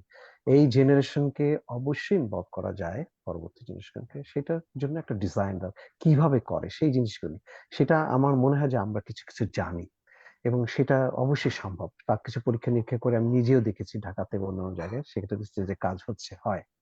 আমি কিছু প্রদর্শনীও করেছি, মিউজিয়ামে করেছি, সম্প্রতি একটা প্রদর্শনী করেছি গ্রামোফোনে ইয়ার পরে রেকর্ডের গানের উপরে। আমি দেখলাম যে হ্যাঁ, বাচ্চারা খুব ইনভলভ হয় এবং সেটা একটা পরীক্ষামূলক কাজ ছিল। তো সুতরাং আমার কাছে মনে হয়েছে যে যেহেতু এরকম একটা প্ল্যাটফর্ম আছে কবি ভাইয়ের, আর যেহেতু অ্যালাভ এডুকেশন এবং সেই মঞ্জুর ভাই আছে এবং সাথে অন্যান্য বন্ধুরাও যেহেতু আছেন, তারা যে এই ব্যাপারে ইন্টারেস্টেড, এবং আমি তো অবাক হয়েছি যে ঢাকায়ও আছেন অনেকে যারা এই ব্যাপারে আগ্রহী জানতে, এবং তারাও নিশ্চয়ই সহযোগিতা করতে চাইবেন। আমার মনে হয় যে এটা একটা সুযোগ। আমরা যদি আমাদের এইখানেই আমাদের সংস্কৃতি এবং সমস্ত কিছু যদি আমাদের পরবর্তী জেনারেশনের কাছে এবং আমাদের কাছেও যদি আবার নতুন করে তুলে ধরতে পারি, তার একটা পথ যদি বের করতে পারি, সেটাই হবে স্বদেশপ্রেম, সেটাই হবে আমাদের দায়িত্ব, যেটা আমরা পরিপূর্ণতা দেওয়ার চেষ্টা করছি, আমাদের দায়িত্বটাকে পারফর্ম করার চেষ্টা করছি। আমার মনে হয় যে সেই সুযোগটা আছে। এবং আর এটা বলেছিলাম তো অন্য কারণে, যে বয়সের ব্যাপারে, বাট আমি এখনো মনে করি যে আমার বয়সে কেউ অনেকে, যে আমার ছাত্র, আমি একটা পড়াই একটা ইউনিভার্সিটিতে পার্ট টাইম, তো ওরা বলেই, তাই আমি বললাম যে আমার বয়স কিন্তু তোমাদের মতোই। তো আমার বয়স কিন্তু, আমি সবসময় বলি কত বয়স, কি বলে, আমি বলি যে আমার বয়স 18, এরপরে বাড়ছেই না আর এই বয়স। সুতরাং আসলেই ও যথার্থ বলেছেন মাহমুদ ভাই, যে আসলে 60-এর পরে আমি ইনফ্যাক্ট এতকাল বিভিন্ন কারণে আমার ব্যস্ত ছিলাম বলেই করতে পারি, কিন্তু আমার খুব ইচ্ছা ছিল বাচ্চাদের নিয়ে কাজ করার, এবং সেটা আমি শুরু করছি বলা চলে। এবং আবার এই একটা পরিবেশ তৈরি হচ্ছে, আমি তো মিরাকলি দেখলাম যে আবার সেই ক্ষেত্রটা তৈরি হচ্ছে, বেরিয়েছে। সুতরাং আমার মনে হয় আবার নতুন করে হয়তো মঞ্জুর ভাই এবং এই প্ল্যাটফর্মে হয়তো অনেক সুযোগ থাকবে আমাদের ইনভলভ হওয়ার বা কন্ট্রিবিউট করবার। থ্যাংক ইউ শামীম ভাই। এই প্ল্যাটফর্ম, আশ্রম, সবার আশ্রম মানেই হইলো একটা ঠিকানা, আশ্রম মানেই হইলো একটা বিভিন্ন জন বিভিন্নভাবে এটার তর্জমা করেন, বিভিন্নভাবে এটার ডিফাইন করার চেষ্টা করেন। তা আমি যেটা মনে করি, আশ্রম হলো আমাদের জন্য আমাদের একটা ঠিকানা, যেখান থেকে আমরা আমাদের কাজ করব, আমরা আমাদের মতো সমাজ তৈরি করব, যেখানে আমরা সুখে শান্তিতে বসবাস করতে চাই। এবং সেই আশা করে আজকের মতো বিদায় নিচ্ছি। সবাইকে ধন্যবাদ, ভালো থাকুন, আগামীতে দেখা হবে। ওকে শামীম ভাই, তো কথা হবে আপনার সাথে, ফোন ধরেন, কথা বলবো। খুদা আহ জি জি ইনশাআল্লাহ। মাহমুদ, আমি আপনার সাথে যোগাযোগ করবো এর মধ্যে। হ্যাঁ, আমরা তো কয়েকদিন কথা বলি নাই। আর সাজ্জাদ, অসংখ্য ধন্যবাদ ভাই, তুমি আমাদের ছোট ভাই, তুমি